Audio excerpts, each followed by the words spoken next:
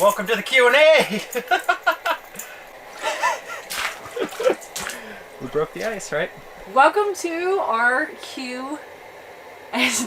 Question and answer. We're out ice fishing today. I already caught a pike, which is pretty awesome. A little small one. We got the ice tent set up. We got the heater on. It's like 27, no, I think it was 24 degrees outside when we got here.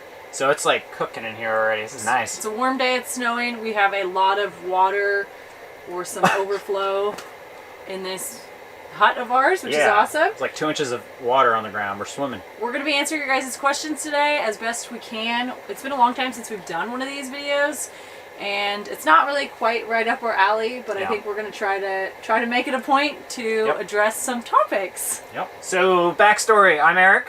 This is Arielle. We're husband and wife, and we live in Alaska. We've lived here for almost 4 years. Yes, it's our fourth winter. We came from Oregon, and we both are previously from the Bay Area, or Sonoma County, better yet, in California. Yep. And that is where Eric and I met in or around like our high school year age. Yep. And we've been together since 2006, right? Since 2006. We've only been married for 6 years. Yep. So a little bit shorter. Yeah. A lot of you folks want to know a little more about our backstory and what our life was like prior to Alaska, prior to Oregon even. Shall you start? Yep. Like Arielle said, we were originally from California. That's where we met, and we were born and raised there. And I drove a truck for a local company. Arielle went to school, and she became a dental hygienist. And then we moved to Oregon. And then when we lived in Oregon, I drove a garbage truck, so I was a garbage man. Why are you laughing? I had various, because it was awesome. It was awesome. We got so many neat things from that, or shall I say you Great job, yeah, great job. Lots of finds. And I had a few more various jobs during our time in California. I just worked at like dog kennels and other odd end jobs before going into the program at the community college for hygiene. In Oregon, we lived in a town called Cottage Grove. Beautiful, beautiful area of Oregon. And we both commuted for work. Yeah. I commuted about an hour. Eric commuted half an hour. I feel like we kind of pretty much had our dream property, I'm going to say. I feel like it was like our destination. Yeah, it was great. It was really great. We lived on like 12 acres, really, really pretty land, nice trees. And I think a lot of you guys want to know what was our original inspiration, or why did we even move from the Bay Area? That's a pretty simple question. We owned a house in California. We bought our first house, I think, when I was 23. And we sold that one, and we knew we weren't going to get exactly what we wanted in California. House prices are crazy high there. They've been for a long time. So we moved to Oregon, and we were able to afford, like Arielle said, we bought a 12-acre property with a nice house on it. I think, too, for a lot of our life in where we previously lived, we both were always into outdoors. Like as a child, I for sure was climbing trees and in the mud. I know you tell me stories of eating cereal bowls with leaves in the backyard. That was my favorite, yeah. I'm sure he did other crazy wild things, but we both obviously really like being outdoors. I don't think that's ever changed. We were destined for it, honestly. I mean, one of our favorite pastimes is just going camping, so I got one. Man. Oh, that's a nice one. You're always catching all this. I know, because I'm fishing. Oh, he got off! He got off! Put it back in! Shh, shh, shh. That was a nice one. False alarm. Thought we had a fish. Well, you did have a fish. I did have one. Yeah. I know. It got off. It was a big one. It got off. We're hoping he comes back. So I guess, long story short, is we moved to Oregon, and I feel like it was just a state we looked into. We wanted to expand, right? Yep. More space at a better price at the time, and so that's what happened. And we settled down at an awesome place there. Again, it was really, really, really neat place, especially for, I think, the price we got it for. Oh, I had it. Yep, he bit it hard. Get it up a little higher. No, he liked it when he yanked it up. And Oregon, we moved there in 2014, and Oregon was where we first started our YouTube channel. I think we have like 4 or 5 videos. Yeah, something like that. Just when we first moved there. We have a playlist. Yeah. Pretty good videos. The good old days. Just doing cool things. We had a lot of chickens. Just projects. We love doing projects. We love building things, raising animals. So kind of the same type of thing we're doing here. Yeah, I think that whole beginning stage of farming, I guess I'm going to say, started in Oregon for sure. We were actually starting up like a little small hobby farm, but I mean, not business. We were going to sell pigs and pork and chickens. Yep. That's when we transitioned, and the whole Alaska thing kind of came up. And I don't think we really had this traditional dream of like moving to Alaska. I mean, actually, I'm just going to say we didn't. I know a lot of people say that's my dream. That's what I've thought about for a long time. That was not our dream. We were probably already at our dream property, I would say. I'd agree with you, yeah. And we were just kind of constantly trying new things, doing new things, learning about hunting and fishing, of course. We were both pretty happy there. I think we were both pretty content with our jobs, so to speak. And I think the thing for us was, at least for me personally, time. There was this thing where like it felt like we were going to, I don't know, just like be doing the same thing. What do you think? What was the inspiration for moving over? Like we have just always worked. So when Arielle was in school and we lived in California, I worked a full-time job and then a part-time job. And that's part of the reason we were able to afford a house when we lived in California. So I worked 2 jobs there until we moved to Oregon, and then we got jobs there. We were working full-time. As soon as we got off work there, like Arielle said, we had a farm where we were selling chickens. We were only selling chickens at the time. We'd butcher them, and then we also sold like laying hens. Pullets, yeah. So it was just non-stop. We'd go to work, work like, in the morning, go to work, get home, work. On the weekends, we'd work, we'd do projects. Not complaining. It was awesome, but it was a lot of work. Not like traditionally your rat race sense of thing. Like, I wouldn't say. We both did work 5 days a week, but it was more like just constantly just putting effort into things. I don't really even know exactly specifically what happened. I want to say just like a seed happened, and then there was like the wheels were churning. We were thinking financially. We had a mortgage on this place in Oregon. We were thinking maybe we don't want a mortgage. Yeah, exactly. And it was that. That's crazy. Every time we've dealt with real estate, we feel like it's just been an awesome experience. The profit we've made has just been crazy good. We've bought at the right time. We've sold at the right time. So Oregon was no exception. We were able to buy super cheap. In a few short years, the market turned. We made a lot of improvements to the house, and we were able to sell at a high point. I think the idea, too, of reaching those dreams so early in life, we kind of realized what was really important to us, and that's where this whole, I guess, simple living thing came from. We were just feeling like maybe we didn't want a mortgage. Maybe we kind of fell into the habit of taking on some loans, didn't pay those off right away. And I think we thought, like, this is our chance to maybe like run away. Do it a little different. Do it a little differently. Move somewhere else and do it a little differently. Yep, and that's what we did. And we really, when we were there, we kind of were starting to turn more towards fishing and hunting, I feel like. We were, yeah. That's another question we get a lot too is, are both of you fishers and hunters? Were both of you raised fishing and hunting? And no, neither of us were. We've learned all of this. Like Arielle said, we started in Oregon, deer hunting, and we got into fishing. And then as soon as we came here, it kind of just really took off, and it honestly just became like a lifestyle for us up here. I think we could always say we were both very like to fish, but we're not very good at it. And I'm not quite sure we're that great at it now. Hey, I caught a fish already today. We try. Okay. It's really fun, and no, we're not out here today to just get our food. We're out here to have fun.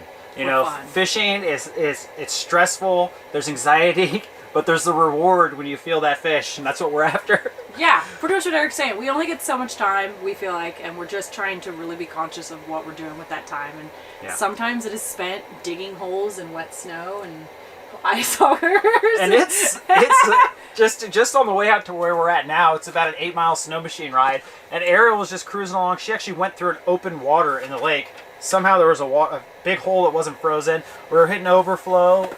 It's always something out here. It's always a lot to be unexpected. I have a little book that I'm going to be referring to. I wrote down many of the questions that we were asked and the lovely comments. Thank you. Yeah, you guys are wonderful, lovely people. Really fun to read through those. I'm sure we're going to be referring more to our backstory, but I think we're going to bump now to present time and say Alaska, because that is what our channel is about. Yep. It is 100% about Alaska and our life here, and I think we're just enjoying it. We're just loving it. There's maybe times where we don't enjoy it, but we're going to be talking a lot about Alaska today. That is for sure. And in fact, since we moved to Alaska almost 4 years ago, we have not left Alaska. We're up here, so. We haven't traveled. That was a question. We have not traveled outside of Alaska right now. No. It's such a massive state. I know you can hear that and see that, or maybe you've been here and you know that, but you really don't really understand that. unless you're like a bush plane pilot, I'm pretty sure, you don't really understand it ever. You can drive for hours in one direction and you've only been this far on the map. Compared to the size of the states, like this big, the actual road system in Alaska is like this big. Which kind of brings us to a topic of what is remote Alaska? It's a term, yeah. It's a term. I don't even think anyone asked that, but that's a term that I felt like I wanted to talk about. We didn't know what it meant before we moved up here. We didn't know about it before we moved up here, but we did do some research, very little amount of research, and that's a term that you come across. So what is remote Alaska? Remote Alaska is off of the road system. So where we live at our main cabin, that is on the road system. It's rural Alaska, so it's out there, but it's on the road system. You can drive your truck to it. You can get gravel delivered, something Alaskan like that. country, yeah. And then remote Alaska is off the grid, off the road system. So our other cabin that we go out to on the river via snow machine, we've flown there in a float plane. Boat, that's 60 miles from the nearest road, so that's considered remote. Technically speaking, even like if you were, I would consider trail in remote, maybe, if you had like to take a quad ride in, you know? Yeah, even if you park your truck on the highway and you ride a half a mile on your ATV or your snow machine, that's also remote. When Eric and I moved here, we pretty much knew right away we did not want to be in remote Alaska. Yeah. And when I say remote Alaska, I mean, come on, that's like everywhere. I'm just mean in general, we needed to be on the road system, right? We wanted to be on the road system. We wanted to be very realistic, so we just said right off the bat. Yep. And we had never been here. We had never been here at all. So what did we do? Do you want to tell them about like when we... Well, we had been here, we visited. So going back to why we moved here, the kind of whole situation, it was basically just a crazy idea I had. I was like, you know, we got to do something else. Let's do something else with our life. On July 4th. Stuck in a rut here on July 4th, and I mentioned it to Arielle. She freaked out on me. She was like, no way. I think a day or two later, she was totally on board with me. And Alaska was like the place I wanted to go see. So we called Arielle's dad. We said, hey, can you drive up here and watch the house and the animals for us? He loves coming up there to visit anyways. So he came up. We flew to Alaska for a week, rented a car, drove 1,200 miles around the state. And we actually went and saw the house that we previously live in right now. It just came up for sale. And we flew back home to Oregon. The house that we were selling to, it all happened really expedited. Yeah. We probably told the story before, but it was about a month's time that we wanted to move here, sold the house, started to move here, and physically drove up here through Canada. Yeah, it was like moved here. It was like a little over a month from when the idea happened to when we put our house for sale. Our house sold like that. Yeah. And we drove up here, and we're here. It was crazy. Ideally, that was not our original plan. The new plan was to actually like spend 6 months, you know, if we couldn't sell the house right away, move in the spring, spend some time figuring things out. You know, I think that's helpful to do research. We had done very little research. Yeah. And we just happened to get kind of lucky, I would say. Really lucky, yeah. So where we're at today, you probably already know this. We live in a small dry cabin when we moved in. Dry cabin means that there was no plumbing indoors to it. There was no well when we first bought our property and cabin. There was an outhouse. There still is an outhouse. Yeah. And there's no electricity. We run off solar power and batteries and generators. We are solar. We're going to get into that in a little bit, but that was never, I want to say that wasn't actually our plan to be off grid. But then when we discovered this, I don't know, this idea of moving here, for some reason financially, it just seemed like the way to go. And I have to say, I still actually 100% agree with that. Yeah. Totally would do it the same way if we were to do it again. The house is 320 square feet. We have a half loft upstairs. We operate all off of a wood stove. That's, you know, the entire heating. And we came up with one truck. No, we came up with 2 vehicles and a trailer. In intent to sell the one vehicle, which was a Suburban. We bought it to move up here, and then a travel trailer, which we bought to move up here. Yeah, so we have a truck. We went down to one phone. And we went down to, what did we say, one bill? One bill. I'm going to go check our tip-ups. Oh my gosh, how much just went down. I went in the hole. I want to get the elephant out of the room, too, while we're here. I think we're both going to try to be as absolutely honest as we can. With that being said, there's some personal questions we get asked. And, I mean, I don't know. We're very open people, so I feel like we can answer them predominantly with all honesty, but some of them I may just kind of, you know, go around if it's not in my comfort level. And definitely a question we get a lot, obviously, is how are we financially able to support our lifestyle, or how did we support it when we first moved? And those are kind of different questions. When we first moved up here, although I did say we didn't plan very much, we absolutely 100% did plan financially. So it was like on a whim, but we were very realistic about it. We didn't come up with just, you know, no sort of plan as far as that goes. So we definitely have a combination of savings, some little incomes, and YouTube, which is our, for sure, primary main source of income. And that obviously has been a very, I don't even really have words for it. Neat thing that has allowed us to live the lifestyle that we lived. Yeah, definitely. We live this way, really. This really is our life. We would be doing this on the weekends. It just allows us to do it to an even greater extent, kind of like back in Oregon, what we were trying to do. We were trying to do all this stuff, I think, after work, on the weekends, stuff like that, right? Definitely. And then another thing, which we've been doing for 2 years, is the calendar we've been putting out. That's been a really awesome thing. Not just seeing the calendar come together at the end of the year, Experiences. but just going out and hunting for these photos. I mean, we don't just go out and like, oh, there's some, and we take it for the calendar. Usually with these calendar pictures, Arielle will come up with an idea, and we'll be like, how can we make that happen? And we'll try to like go get that photo. And sometimes it turns out, sometimes it doesn't, but it's always fun. I have to give a lot of credit to Eric for these adventures because I'm the one who does a lot of planning and researching. Eric is the one who's always packing, doing the equipment, the more like muscle side of it, and really the whole aspect of the trip, because I'm just the one that puts it on paper is really all that happens. And the driving, we do. I was gonna say that train. We went. Eric was the one who wanted to go chase the train. And that's how we got our train shot, train which photo. is just, it was a really awesome experience. Yeah, I was gonna say, in the driving, you do a lot. At least we do. We do a lot of driving in Alaska. Alaska has so many different places, and you really can't just live in one spot and have it all. So if you want it all, like the fishing here, the hunting here, the fishing for that there, you got to travel. We do a lot of traveling. Fuel's our number one. I could say we don't have like a little. We're not penny. I don't know to the penny how much we spend on it, but we do spend the most on fuel for our vehicle. Yeah. Not snow machines, not the boats, not the generators, the chainsaws. It's our vehicle. It's our Tundra, and the Tundra has now, after living up here, has 298,000 miles on it. So we're almost at 300,000 miles on her, and she gets 15 miles of the gallon. So we use a lot of fuel. Gas right now at the local gas station, which is a little more expensive, is $3.79 a gallon. So it is what it is. Back to just some of the schematics of our house. We have the outhouse. We have a shower outdoors. Yep. That is working out fine. We've been showering outdoors for 4 winters, so there's really no change there. In fact, honestly, it's just really beautiful and nice now, I want to say. It is, yeah. The zone we live in is about zone 3. It's zone 3, but we really get 3B, possibly even 4A more with the way Alaska's winters have been. They're just not as harsh as they used to be. And that's like a gardening zone. You know, Oregon was zone 8, California's like zone 10. So what that means is we're getting down to like -25, -30, but -30 is really rare. Yeah. We don't hit those temperatures. -30 Fahrenheit. When Eric and I first moved to the cabin, we knew that water is always going to be your number one thing when you move somewhere. You need your source of water. You can definitely pull it from a stream, you can pull it from a lake, but a well is most realistic if you use quite a bit of water. And it's just realistic for our lifestyle with animal processing and gardening. So we had the well put in. Yep, 180 feet. We installed the well pump ourselves, and it's not hooked up to the house, right? No, we have a holding tank inside the house. It is what it is. It's a pain. We run out of water like twice a week, and you got to fill it up. So we've slowly but surely been adding to our property. We'll probably jump into some things we do differently. For sure, if it's not already apparent, space is an issue. I got one. Man! Oh, he's off! Get it in there. He's around. What do I do? I don't know. What was the move? What was the move you did? Oh yeah, he's coming. Let him bite it. Let him bite it. He's attacking it. If you let him take it and attack it, he'll take it. Where are they like yours? I don't know. Eric, there's a fish on mine. I got one too. Oh, there's 2 of them down here then. No, it's just one. Eric, look at my pole. See how he's moving it? Oh, there he goes. Now I got him. Oh yeah, that's a good one. Okay, that's a big one. Get it. Get that back in there. That is a big pike. He just hit mine hard. Okay, you got him.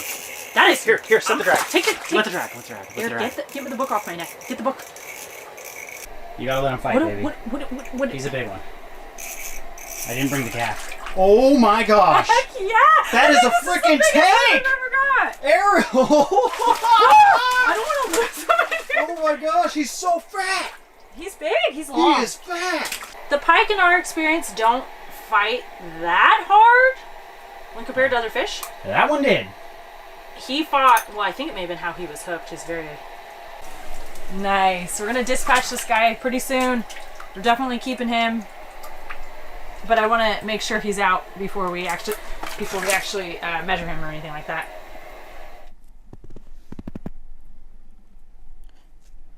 Maybe at most 25. I don't have him on a flat surface, so that is not the biggest pike we've caught. What's the biggest? 28? You caught the 28-incher, huh? We have caught a really big pike at this lake before, probably 2 winters ago, and it was bouncing back and forth between Eric and my lure. This one pretty much did that same thing too. But he fought hard, definitely the hardest I have ever felt a pike pull on my pool. Heck yes! Awesome fish. Back to the questions. Yeah. All right, got a fish. That's awesome. Pardon the interruption. Had to remember what we were talking about. We were talking about space and limited space, which I think we definitely knew when we moved into our place. It's on 3.5 acres, but the problem you kind of run into in the area that we live is muskegs or bogland, swamps, you know, things like that, and they're really not very suitable for building on, but a lot of people do, and they're not good for nothing. You know, we have our bees out there, we ride snow machines out there. There's the mushroom foraging, the berry picking is awesome out there. They're great mushrooms. Yeah, but like Arielle said, they're just, you don't want to build in them. You can't build in them. They're beautiful, yes, and they are important, I think, for the environment. But yes, building, big bad. And I think that was definitely, probably, honestly, I'm going to say a mistake on our end. We were aware of the area we lived having a lot of those, but we didn't really understand how they affect things, and I don't think that's something we really realistically could have known before moving here. So that's just something we know now and what to look for. So yeah, when we moved up here, we weren't like, we're going to build stuff, we're going to build cabins, we're going to build this, we're going to build that. We just didn't do that. But Alaska allows you so much freedom. No building codes. I mean, you can just do what you want and build what you want. You can use trees from the forest here. So being here, we've just liked to build a lot. Yeah, definitely. It depends on the area you're at, but where we are, that's for sure true. And I agree, we've definitely had a love of building that we've learned. That's kind of where space has really become an issue now at this point. When we first moved here, how was it adjusting to Alaska? How was it adjusting to Alaska? To the cold, maybe even. Yeah. Or whatever. Just what are your thoughts on that? It was rough. I mean, it's all how you looked at it. I think when we moved up here, we were kind of just bright-eyed and everything was awesome. And I still think everything is awesome. But it was rough. I mean, I didn't realize how quick and how hard stuff freezes in Alaska at, you know, below 0 temperatures, and it just does not let up. It doesn't unthaw until spring again. It's just it's crazy. So that's, I think it's probably self-explanatory as to why we don't have water storage above ground. Yeah. But yeah, the freezing's the #1 thing for me too. I didn't realize it until you move here, and that hit us right away in like October, November, when it was like 17, 15, and it just. And I guess you would know this coming from a cold climate yourself, but we did not know this coming from warmer climates. Very mild, if not, you know, gorgeous sunny land, you know. And it's weird, like here, even when it's just starting to get cold, like the lakes and the rivers, they freeze so fast because the water's already so cold, you know. It's just pretty intense, amazing thing. It's a very neat, beautiful experience. As we're sitting on 2 feet of ice fishing. I know. I think it helps to not have certain expectations when you get here. I think a lot of people probably have a lot of expectations about Alaska. A lot of things they think, a lot of maybe myths, maybe things that don't hold true or that do hold true. We had nothing. We had no, I thought Alaska was trees and ice and beautiful. Like, that's it. Wild animals. I really had no concept of this state at all. Which was good, I think. For sure, I think it's been helpful though to not have those expectations, because we kind of were just open to learning this process as we've been here, right? Definitely. And it is a struggle. There are definitely times where it's very difficult. I don't think we really portray that a lot on camera, and that's probably because this is our choice to live this lifestyle, so I would never feel comfortable saying, oh, sorry for us or whatever, you know. It's just, this is our choice. We live like this because of choice. But it does sometimes harden you a little bit. I think the winters here are long, they're dark, and they can make you bitter. I think that's absolutely true, and I've had to deal a little bit with that myself. And yeah, the dark. That is one thing that is pretty rough. You know, a lot of other places in the world, no, I'm not saying the world, but in the lower 48, they get cold. They get really cold. They do. But here in Alaska, the length of the winter, the cold, and most importantly, the dark, the sunlight. There's places in Alaska where the sun goes down and it doesn't come back up for a few months. Luckily, we don't live somewhere like that. Alaska's a huge state, and our shortest day of the year is 5 hours of sunlight. I think in Oregon, it was like 8.5 hours of sunlight. It's even just a few hours, it really makes a huge difference. It's really hard to explain, but when you're doing your thing that day and it doesn't even get like past pitch black till 10 in the morning, and then at 3 in the afternoon, it's like pitch black again. It can be pretty tough. That's something that I think probably affects us a lot because of our schedule. I've talked to some other people. They say it doesn't affect them. I've talked to some people that say it does affect them. I think that myth does hold true, that you can get seasonal depression and just like low energy feeling. I know that's how I feel. I feel like a bear, and I feel like I just want to climb into like a den and sleep the whole winter out. It's not... You pretty much do. Even if there's this bright light outside, you only get it for such a small amount of time. The snow really helps, right? It makes it a lot brighter. Yeah, you got to stay busy. That's why we try to get outside. We go snow machining. We take the dogs for multiple walks and outings every day. Just keep busy. Jumping into the seasons that we have here. We have all 4 seasons, but some of them are really, really short. And I know when we left where we were previously from, we did not like the heat. We did not like hot. I moved to Oregon because I like rain, and it didn't even rain that much where we lived. But here, I feel like we would take another month of summer. Because the summer here is not, in many ways, it's not a true summer. It's a beautiful summer. It's almost like a spring. It's beautiful, but you get like maybe 1 month of hot weather. But it's different. You get a lot of rainy days, unexpected weather, just weather. There's a lot of weather up here. And like Arielle was saying, the seasons, some of them are short. All of them are short, except for winter, in my opinion. What are other things that you didn't expect prior to moving here? Or maybe something like that you found was true, kind of like on that same topic? I would say the fishing and hunting in Alaska. I thought it was just fishing and... Oh, I thought I had a bite. Fishing and hunting galore, and you could just go out in any stream, catch your salmon, go out in any mountain and get your moose. You can go and get your salmon, you can go and get your moose, but it requires a lot of hard work and a lot of failure. So that's definitely something I would say I thought was going to be a little different. I'm not complaining. It's still awesome, but it's just different. Yeah, I agree. I was, remember when we were about to move here, and I was delirious in our bed one night and crying because I thought there was literally going to be grizzly bears around every corner. Once we knew we were moving to this off-grid cabin, and I'm like, oh my God, there's going to, you know what I mean? There's just going to be bears, like, trying to kill us. That is not the case. That really is not the case at all. You do have to, I mean, there's wildlife, but you have to almost find it. And they almost always know you're there first, of course. Yeah. Which is good in many ways. Oh, this is a really good one that I feel like is something that's really hard to do, and that's keeping our camera gear warm when we're out in like negative 20-degree temperature. We How do we almost do never that? talk about that. Yeah. Yeah. So is it a problem? Yes, it is a huge problem, and sorry, I'm yelling. It's unanticipated as well. It definitely depends on the gear you have. Some of our cameras are much better, and some of them are not better. And when we're talking temperatures, let's be straight with the temperatures. So freezing is one temperature, right? 32 degrees. That's nothing. Everything does fine in that. Even at 20 degrees, 15 degrees, pretty much most of our stuff does okay. Yeah. I've no real loss of battery life. Around that temperature, maybe 10 degrees and below. 10 degrees and below. Start to notice a difference. 0, you get into the negatives. We have to actually start keeping our equipment warm. What do? We have electric hand warmers. We have 2 of those, so we can run one. We put it on like level 1 or 2, and it'll run for about 5 or 6 hours in our little tech backpack where we keep our batteries. When that one dies, we do another one.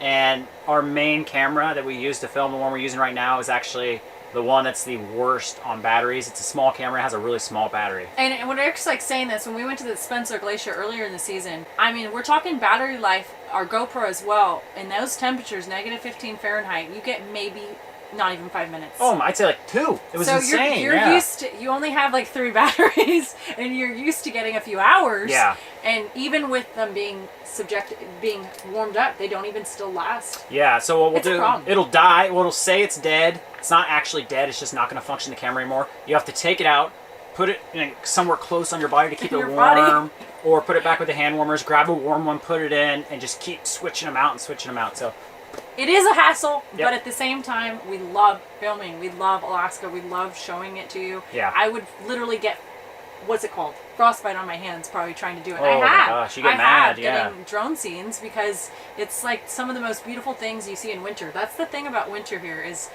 it is gorgeous, but deadly. As I'm sure we know, those temperatures can really mess with you. And so one question we got to is how cold is too cold for you to go out? We always go out. We've never had a temperature where you can't just go out and do something. When we went up to Fairbanks and we went to the hot springs there, we were running around in negative 20 degrees in just our swimsuits and flip-flops. But that was bad. That was bad. My feet actually hurt for a while.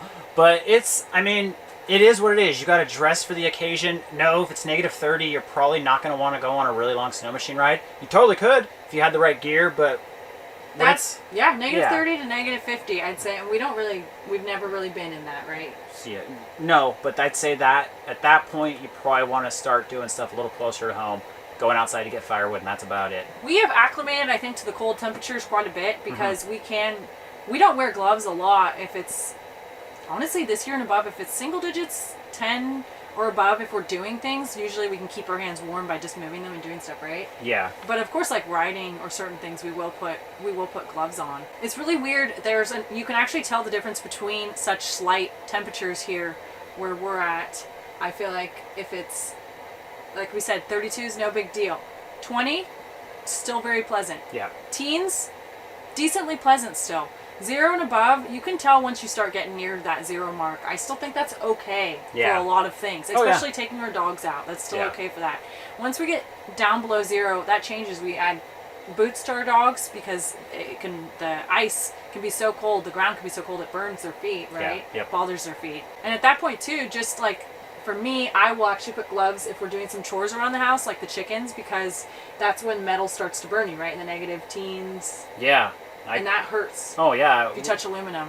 We were pulling some guy out on the side of the road that got stuck, and it was about negative 20, and I didn't put my gloves on, and I grabbed my chain, and I actually burnt my hands. Yeah, you can burn them. It didn't just feel cold, I actually burnt my hands. It's pretty crazy. On the subject of the cameras, we can kind of walk you through how our videos work, how we edit them, how long it takes, and kind of like our camera gear list. I'll say our camera gear list for you real quick. The camera gear list, we're going to put all that in the description now. We're going to have a lot of stuff in the description. Yeah. If we mention it, we'll try to put it down there. And the description of the video, while we're talking about it, we list a lot of stuff in there that has to do with that video. Whether it's the music we used in that video, we always put it in the description. Certain gear that we would recommend, sometimes we put into that description.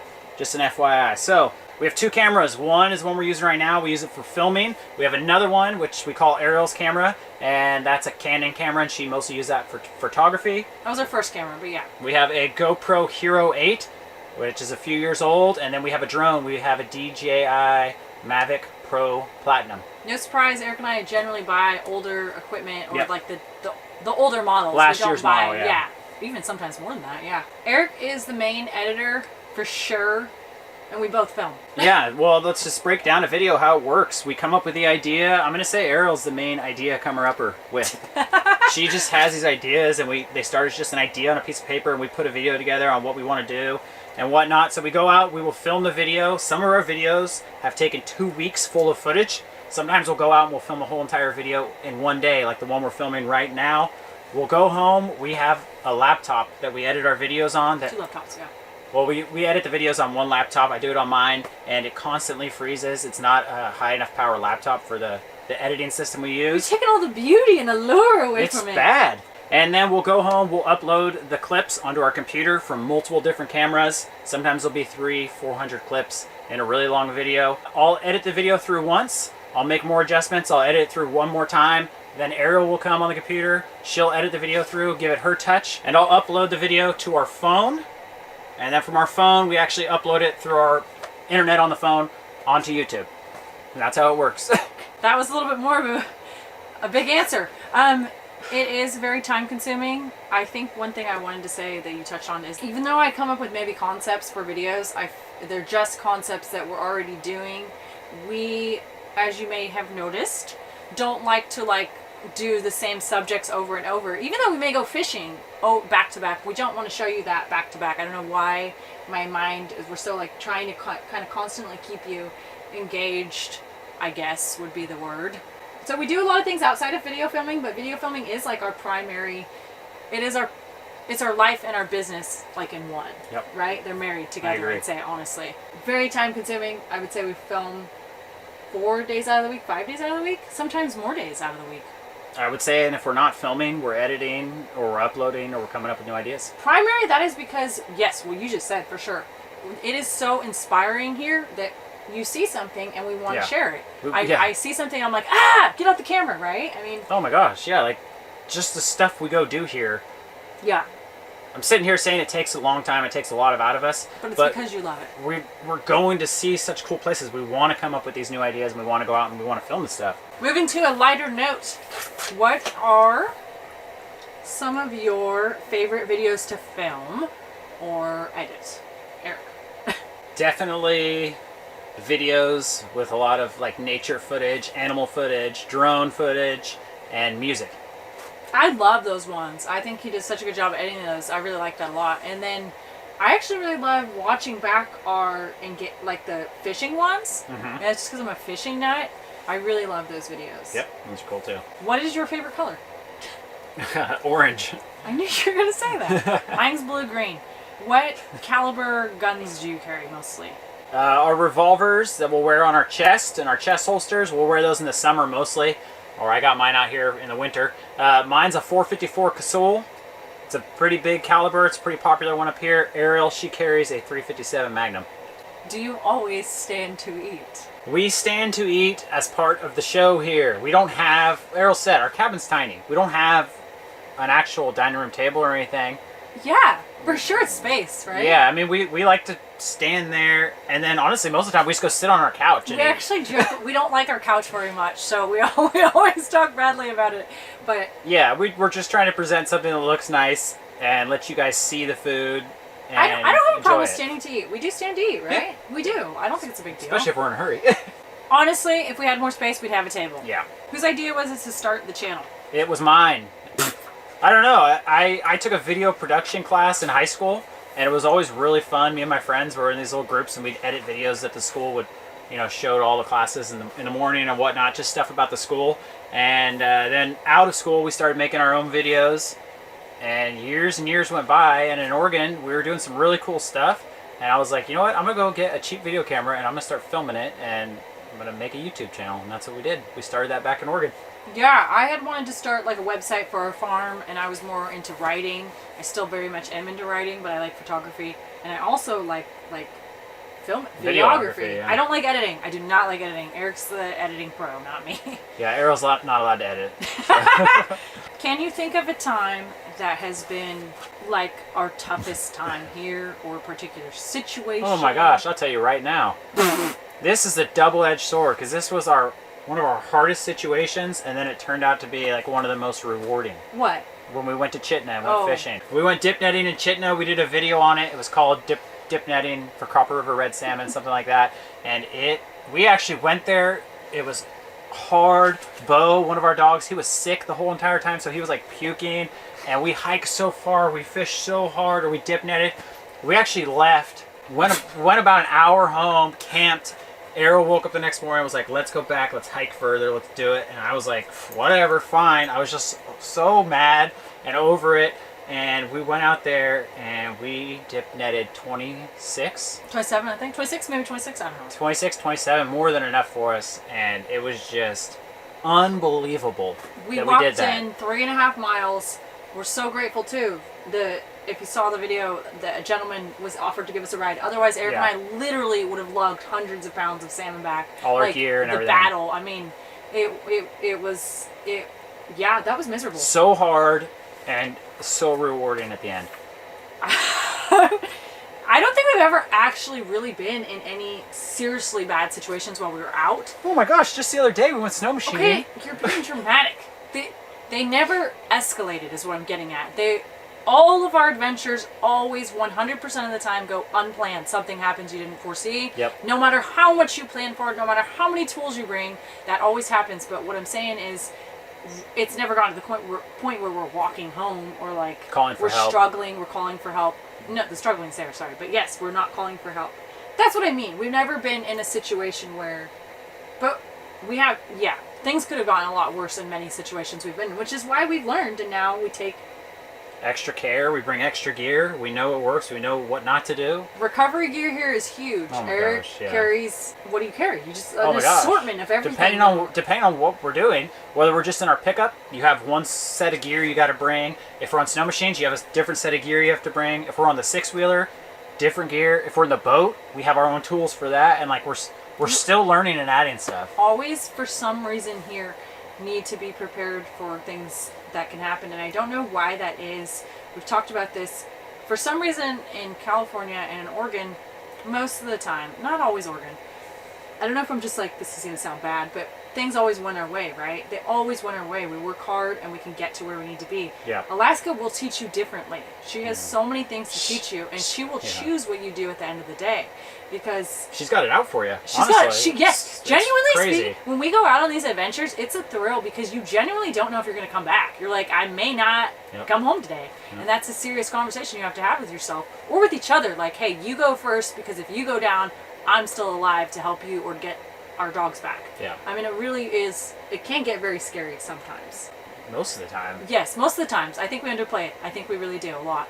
It really is such a beautiful thing, though, because you know when you're on these trails and when you're out just doing your thing, I get this overwhelming sense of, like, responsibility. Like, it's profound. Like, I guess the best way I can explain it is you're out there on your own and you're responsible for yourself. And it feels, I don't know, what's the word for that? It just feels, do you not get that too? It's a lot of responsibility. But it's like we like it or something. It's weird. Yeah. Do you get it?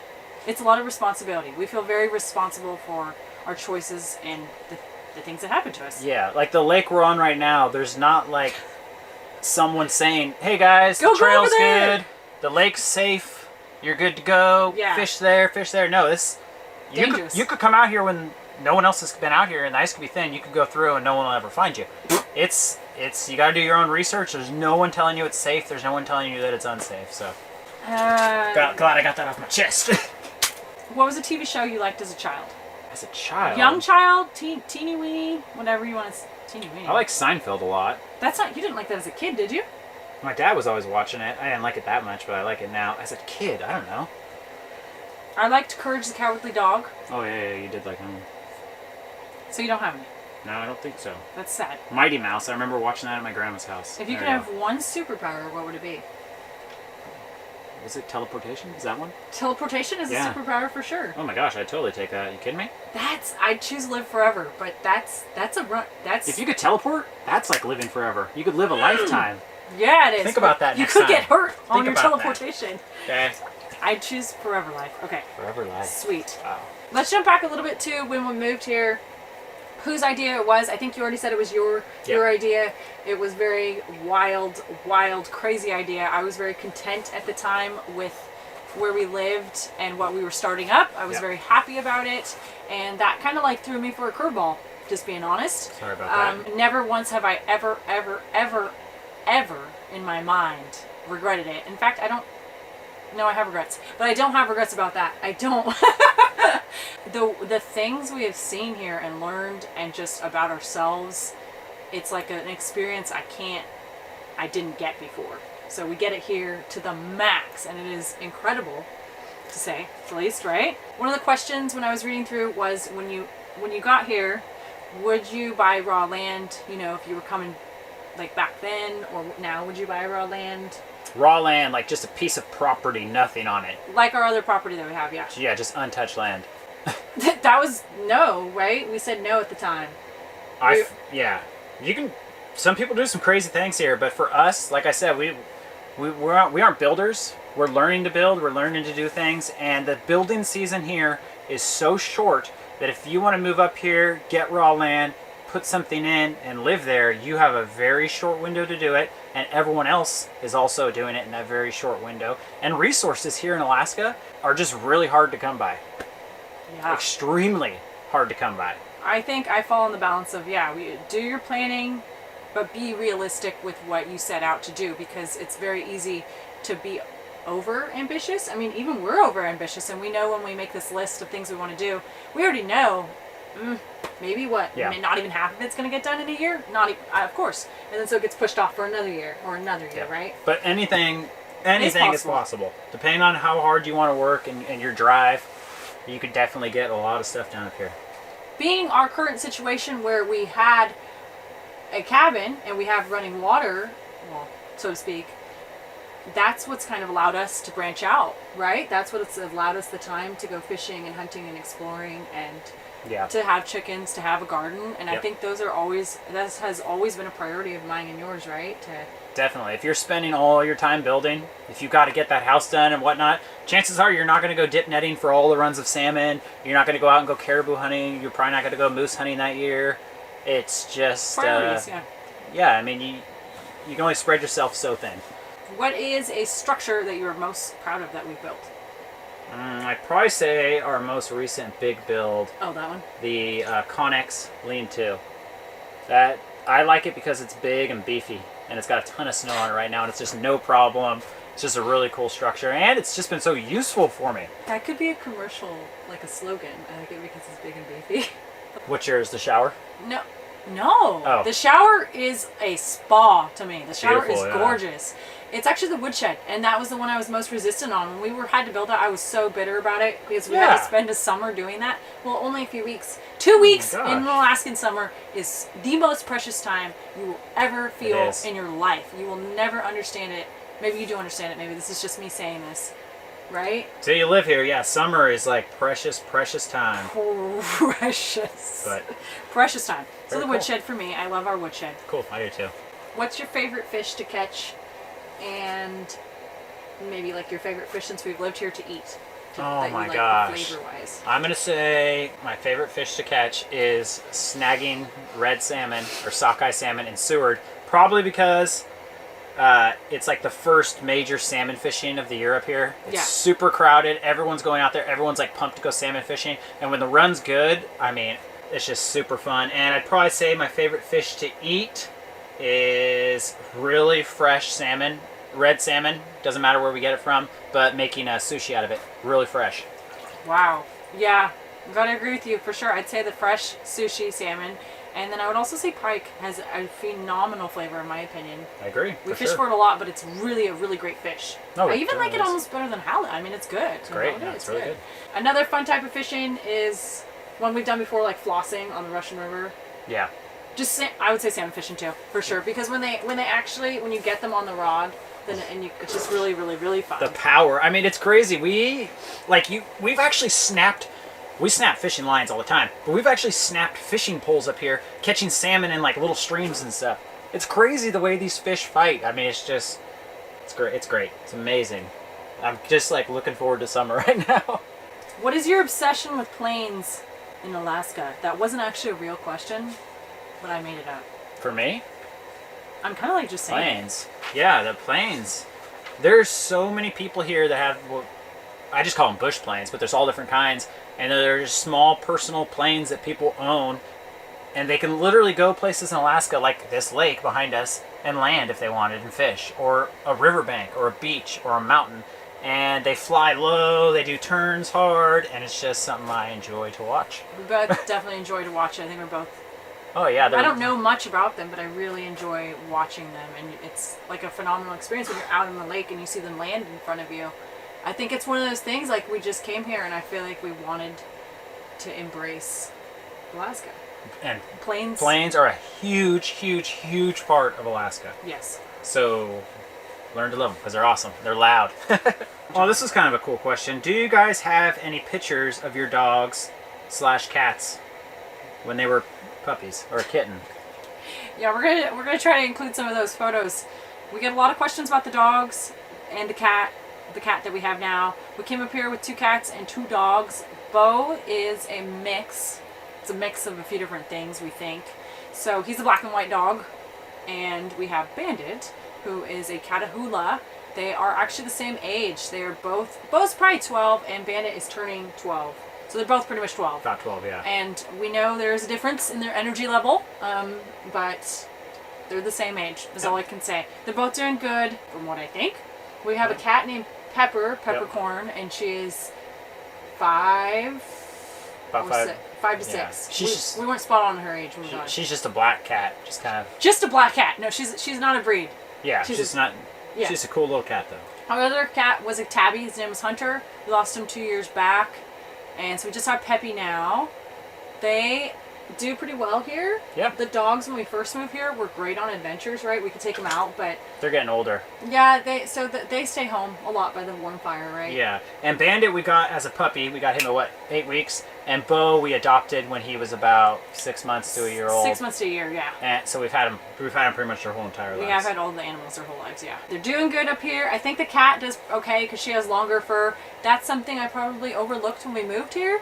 It sounds a little selfish, but you know, I feel like we're not very selfish for our animals. We take really good care of them. We spend a lot of time taking care of them. I didn't really think about how the move would affect them, the cold. Yeah. Because we didn't really know about the cold in the winter, and I think that is a long, hard winter on them. It is for sure. Bandit's he's a dog that's meant to be in South. Louisiana, so his ideal day is mud bug and like in a just swamp. in a swamp At 80 degrees.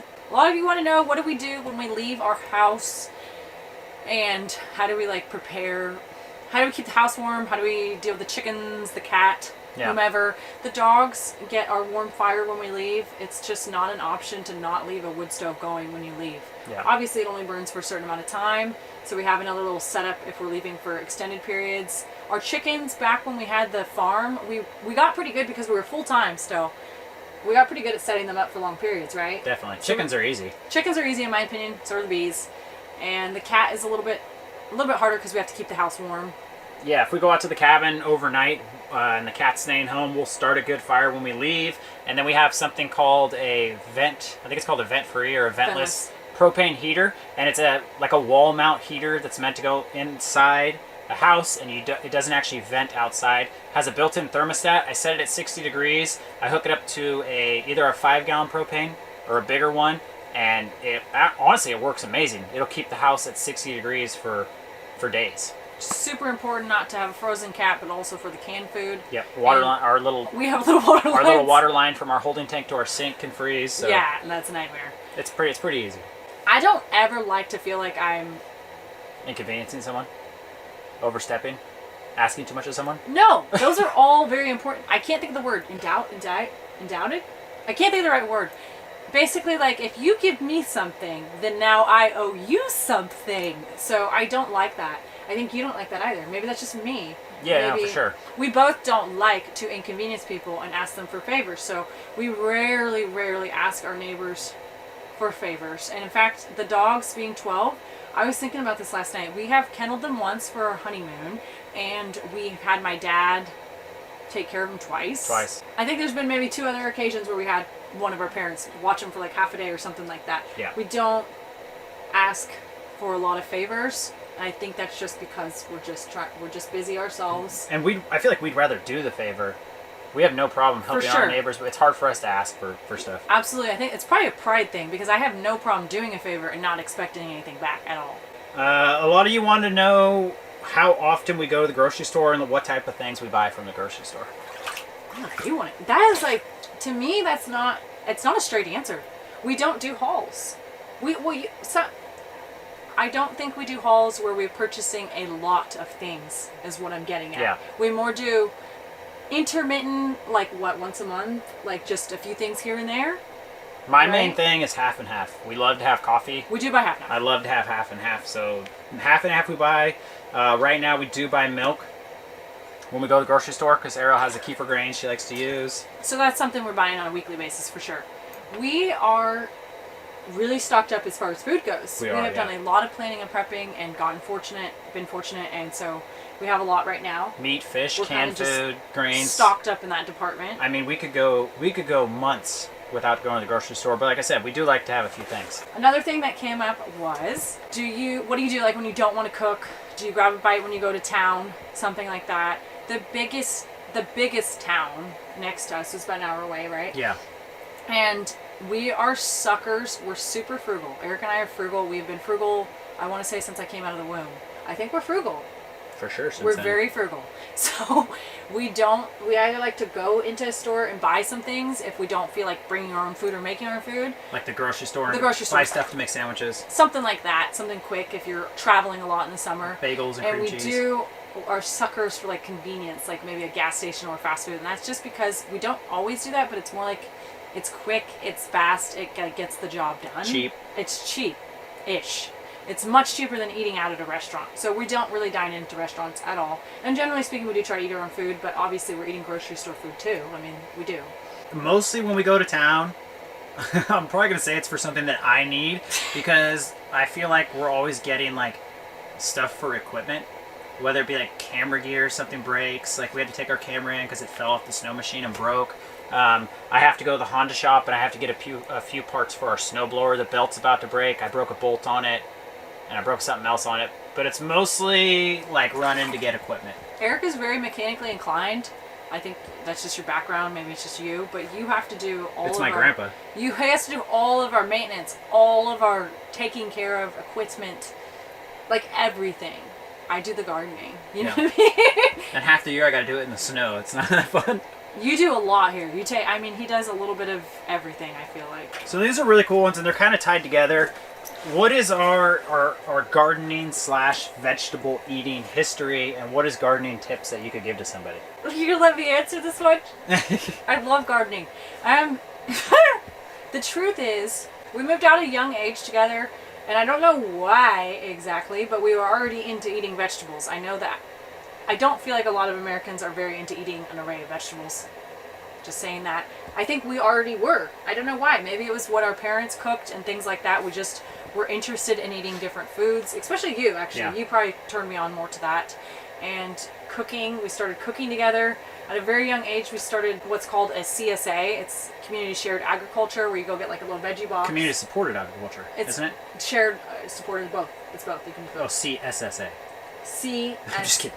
It's vegetables you go pick up from a farm. Yeah. And we did that for years. Different farms. So fun. Wherever we were living at the time. And you get these vegetables, and many of them we didn't know at the time what they were. Like, yeah. I didn't know what Swiss chard looked like, you know what I mean? So rutabagas or certain type of squash. Cool things. And they come with recipes, and it would encourage us to write down lists, to write our meals down and go to the grocery store. And so that, like, going back 15 years, we were already, like, into food, doing food things, planning these meals. Super into vegetables. We love vegetables. We do eat a lot of vegetables here, but we don't get them in the best form, which I think is fresh. Simply because this is Alaska. We have to can them, yeah. Eric was actually the one who got us into gardening. He was more into gardening when we lived in California. In Oregon, he was the one who wanted to get chickens and garden. And so I don't know how I took that. I feel like You liked it, that's all. I liked it, I guess. Really liked it. I really like chickens. So at one point we had hundreds of chickens, and that was right up my alley. You even have a shirt that says I love chickens. Right up my alley, yes. And Oregon was where we really started to learn about gardening and I mean, I guess growing our own food. And I think that really due to the fact that we live by Territorial Seed Company, which is a very big, awesome seed company in the Pacific Northwest. And they kind of served as a guide. And from there, I feel like we just loved it, right? We just started. We weren't successful, but we just started and we loved it. Yep. And my best advice for someone who's gardening would be, there's a lot of, someone says this, someone says that, you need to do this, you need to do that, don't do this, don't do that. I feel like if you want to garden, you should just garden and remember to do it to have fun. That's the most important thing. We weren't successful when we first started. In fact, I'm not even sure. We still have a lot of things that are unsuccessful now. There was a lot of failure, right? Oh my gosh, yeah. But it's an experience. It's so much fun for kids. I mean, you get to dig through the soil. You get to look. I love bugs, so you get to look at bugs. Eric is the rabbit. He'll go into the garden. I just eat in the garden, yeah. And just eat. Do you have anything to add to that? You're the gardener too. You garden too. You garden just as much as me. But it's hard work when it comes to, building a garden, the soil, gardening. It's back-breaking work, especially when you're doing it the scale that we're doing it up here. That's true. And, you got to make it fun, and you got to enjoy what you're growing. What would you grow if you could only grow one vegetable? I want easy stuff. I want stuff... I'm going to say it right now. I don't enjoy, having to preserve all of our food, can it. It's really cool with some stuff, but when you're having to can everything, freeze it, dehydrate on top of everything else you're doing, it's a lot of work. So I'd say my favorite thing would be something that would would preserve itself. You could preserve it itself, like a potato or an onion or a garlic. Potato for sure. The littlest amount of work you got to do, right? Yep. That's definitely one of the drawbacks to living here, is that we can't eat really fresh vegetables. But there's a lot of other positives. Am I right? Oh my gosh, yes. And yeah, you could go buy your veggies from the grocery store here, but they weren't grown here, and Alaska's a long, long way away from where they came from. So you buy stuff from the grocery store here, and it goes bad like immediately. I've been severely disappointed with the produce. Pretty bad. So we just don't buy anymore. We were very disappointed back where we used to live too, and so that's actually why we reached out to those farms. They had a very superior quality of produce, in my opinion. Yep. I saw the question when I'm going to start seeds. I'm going to start seeds very soon. March. Well, most likely. We'll see. We will see.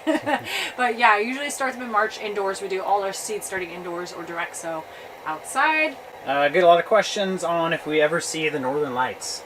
That is another question we got a lot, was about Bigfoot. And I feel like the Northern Lights are sometimes like Bigfoot. You can see them from our house.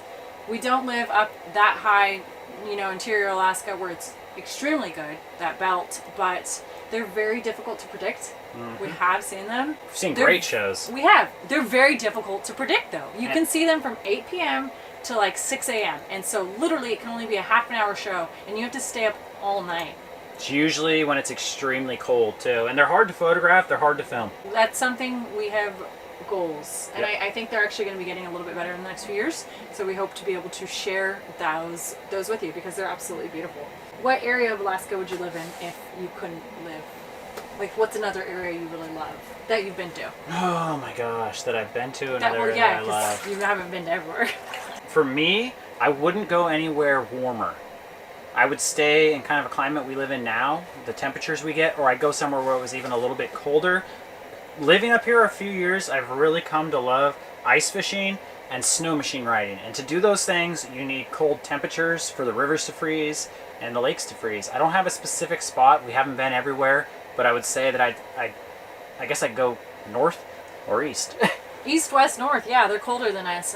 When we moved up here, we specifically did think that we were going to want to live like coastal because we were like, that's too cold. That's too cold for us. And then once we're here and you get to experience that, I think it's like, yeah, why would I go back warmer? We can do cold. We want to do, I'm not saying we want to do colder, but we definitely like, is there an area you really like of Alaska we've been? Valdez was beautiful. Oh, Seward.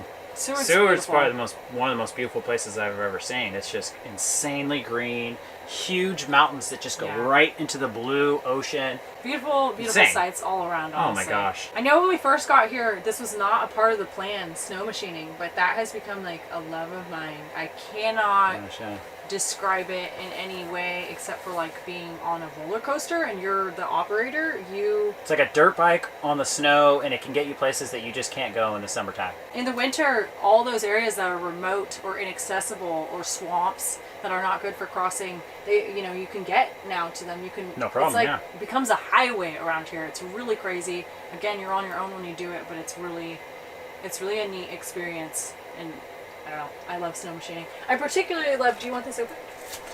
You can close it if you're getting cold. I particularly love snow machining without a trailer.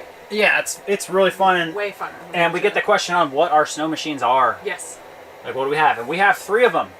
We have Arielle's, which we call hers, and it's a 2010 Ski-Doo Renegade with a 550 motor. I got mine, which is a Polaris. That's a 2012 Polaris with a 550 motor. And then we have a Ski-Doo Scandic, which is the newest one we have, and that's actually the oldest. It's a 2003, and that has a 500 motor in it. So all our machines are pretty old. We obviously bought them used, and we got good deals on them, and they've been holding up pretty good. We get a lot of questions on our gear, clothes we recommend. We'll try to list that in our description. Number 1, I'd say, is these bibs, man. I love our bibs. I talk about them all the time. Yeah, these are Carhartt bibs, and they're not like the Arctic ones that are like snow pants. These are actually more like a work pant. They're the same Carhartt material, really tough, but they have a layer of insulation. So these aren't waterproof, but a lot of times when you're out in Alaska, it's so cold that you're not actually getting any water. You're just getting like really dry snow on you, so you just need to keep your body warm. So, like I said, these bibs are awesome. And wool. Wool's nice. It makes a huge difference. Yes. The Baffins, we're wearing some Baffins right now. Yeah, I have Baffin Control Max boots on. It is what it is. If you're out in extreme cold temperatures, your feet are probably going to get a little cold, but these boots do pretty good. Have we ever had any problems with wildlife at our current residence? And maybe like just we can touch on what wildlife we've seen and haven't seen. maybe shown you or not shown you, you know? Sure. Wildlife we've had here we go. A fish! Here we go. I've had a problem with this fish that's biting. Well, I should be jigging too. I would say wildlife we have had a problem with, for sure, was when we moved in. We had a major problem with hawks picking off our little chickens. Put up our bird netting. We haven't had a single problem since. If you remember, we had some geese before that didn't work out. We got the geese. Those didn't work. We got rid of those. We've had moose in the yard. We haven't had any problems. We haven't had any problems. Where'd he go? He bit, but he took off. Arielle mentioned bears earlier, and we've seen our fair share of bears, and thankfully they haven't been super close to us. Minus one. Oh, that one was pretty close. So the last one we saw was over moose hunting season. I was looking at what I thought was the back end of a moose, and it bounced around, and it was a big brown bear. So that was kind of bad because it was right next to our camp where we were sleeping. We've probably seen brown bears and black bears, right? Both kind of a mix. Yeah, I mean, you see them up here, but we go out in the woods and in the wilderness all of the time. I'm sure we've missed some, but we really haven't seen that many for how much we go out. We did just see our first lynx on a road trip, and that's that's a rare one for Alaska, I think. Maybe not for certain areas, but it's definitely rare for us in the area we live. They're here, but again, they see you long before you see them. We've had the wolverine on the trail cam. We've seen caribou. We've seen tons of coyotes, foxes. We might have seen a wolf. We can't confirm that, so we haven't really seen a wolf. On the trail cam, okay. We've seen not orcas, what are those called? Beluga whales. Beluga whales, tons of salmon, eagles, goats, moose. Rams. Yeah. Bull moose, tons of wildlife up here. I mean, it is Alaska. There is a lot of wildlife, like Eric said. You really got to spend a lot of time outdoors, or focus on where they're going to be, why they're going to be there, their behaviors. Usually early morning, late evening, you see them. Yeah, that makes a difference for a lot of animals, for sure. Where'd he go? I don't know. He just bit it one time. Really haven't had any issues with the bees and bears. It just hasn't been an issue where we're at, and surprisingly small animals either, because I know they're around. We see prints. It's just not an issue. Yeah, we had an ermine get into our freezer and was eating our burger meat, but we just closed the freezer, so that wasn't an issue anymore. Probably the second most asked question, and I personally don't really have a hard time answering it. That's probably just because we're older now, and I don't know why I don't have a hard time.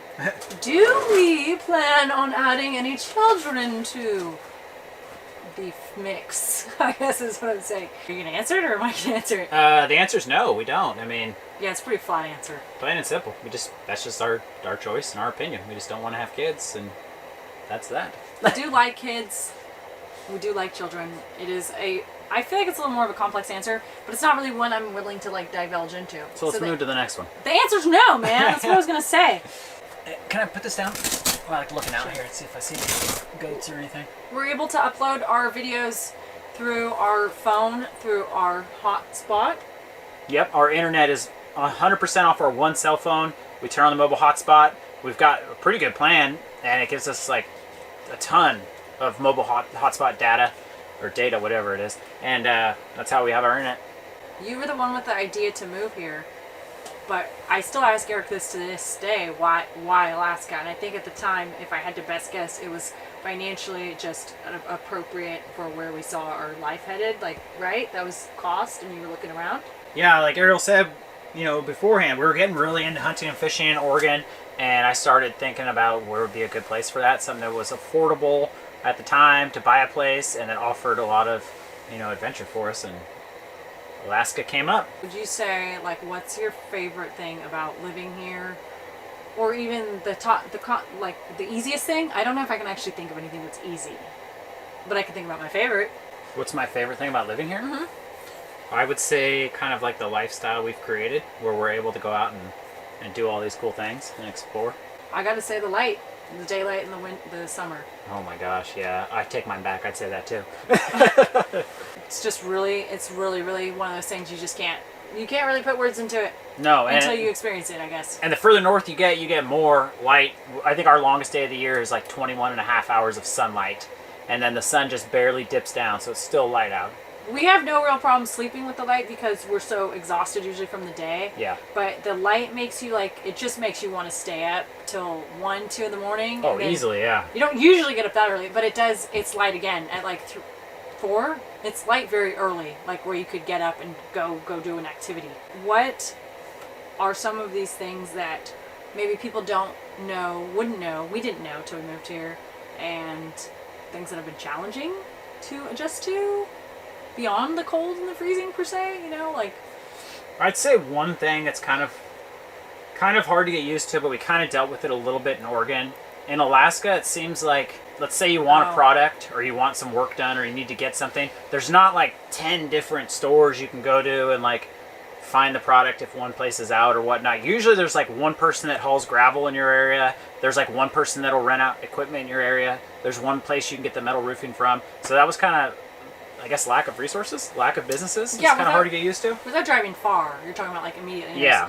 That, for sure, that you read that, if you were to look up moving to Alaska, that will come up. It's not an island, of course, but because we're connected to Canada and then the lower United States, it literally is so many things come by boat. Yep. I know for people who have lived here a long time, that's just the way it is, and they're probably very used to it. It was difficult for me and you to get used to it. It was. Getting certain things shipped here. We can get Amazon packages here. We don't have Amazon Prime or anything, and they don't get here fast. But you can get things shipped here. Batteries are a little problematic. Yeah, you can't actually, where we live, you don't usually get stuff shipped to your house. You get it shipped to your P.O. box. Amazon can be like great. Sometimes it can only take like a week, and then sometimes it can take like 3 weeks to get stuff. So you just never know. That's a frustrating thing because though when we plan certain things ahead of time, I know when we first moved here, that was a surprise to us when we'd go somewhere and they didn't have it, or it took a few weeks to order, or they were out. And we're like, what do you mean you don't have it? I don't get it. You know what I mean? We're used to everything just being there for us when we wanted it. So that was a little bit of something to adapt to, something to plan for if you're looking into moving here. And a lot of people are moving and, you know, just relocating places in the United States and I guess resources, right? Yeah, there's just not, I don't know if there's enough resources at the time. Something that Eric and I didn't really know much about till we got here was earthquakes. Although we had earthquakes, plenty of them in California, there are far more here in Alaska. Oh my gosh. Far more. We just had one the other day. They're no big deal. They're honestly no big deal. And we're talking pretty decent sized ones. 4 to 5, 6. I mean, we get big earthquakes and a lot of them. It's crazy. We do. We get a lot. This is something that could be relevant to where you're at. If you're in a coastal area, it probably is not as dramatic. But because we live with the wood stove, and we love wood heat. We love heating that way. The air can get very dry. We've talked about it in our cabin, and it's a little bit hard to deal with when you're not used to it at first. The upside is no issues with mold or anything like that, or water, because you just don't have it. There's no humidity in our cabin at all. No. But it does dry you out too. So we have had some issues with that. I think now we've gotten to the point where we're used to it, so it doesn't bother us that much, right? I would never go away from wood stove heat. Absolutely love it. Me either. The only thing I would do is probably get a more efficient stove. We have a stove from 1988, so I mean, you build a good fire in there with birch, it's not going to last even 8 hours, maybe 6. It just doesn't last. We burn like what?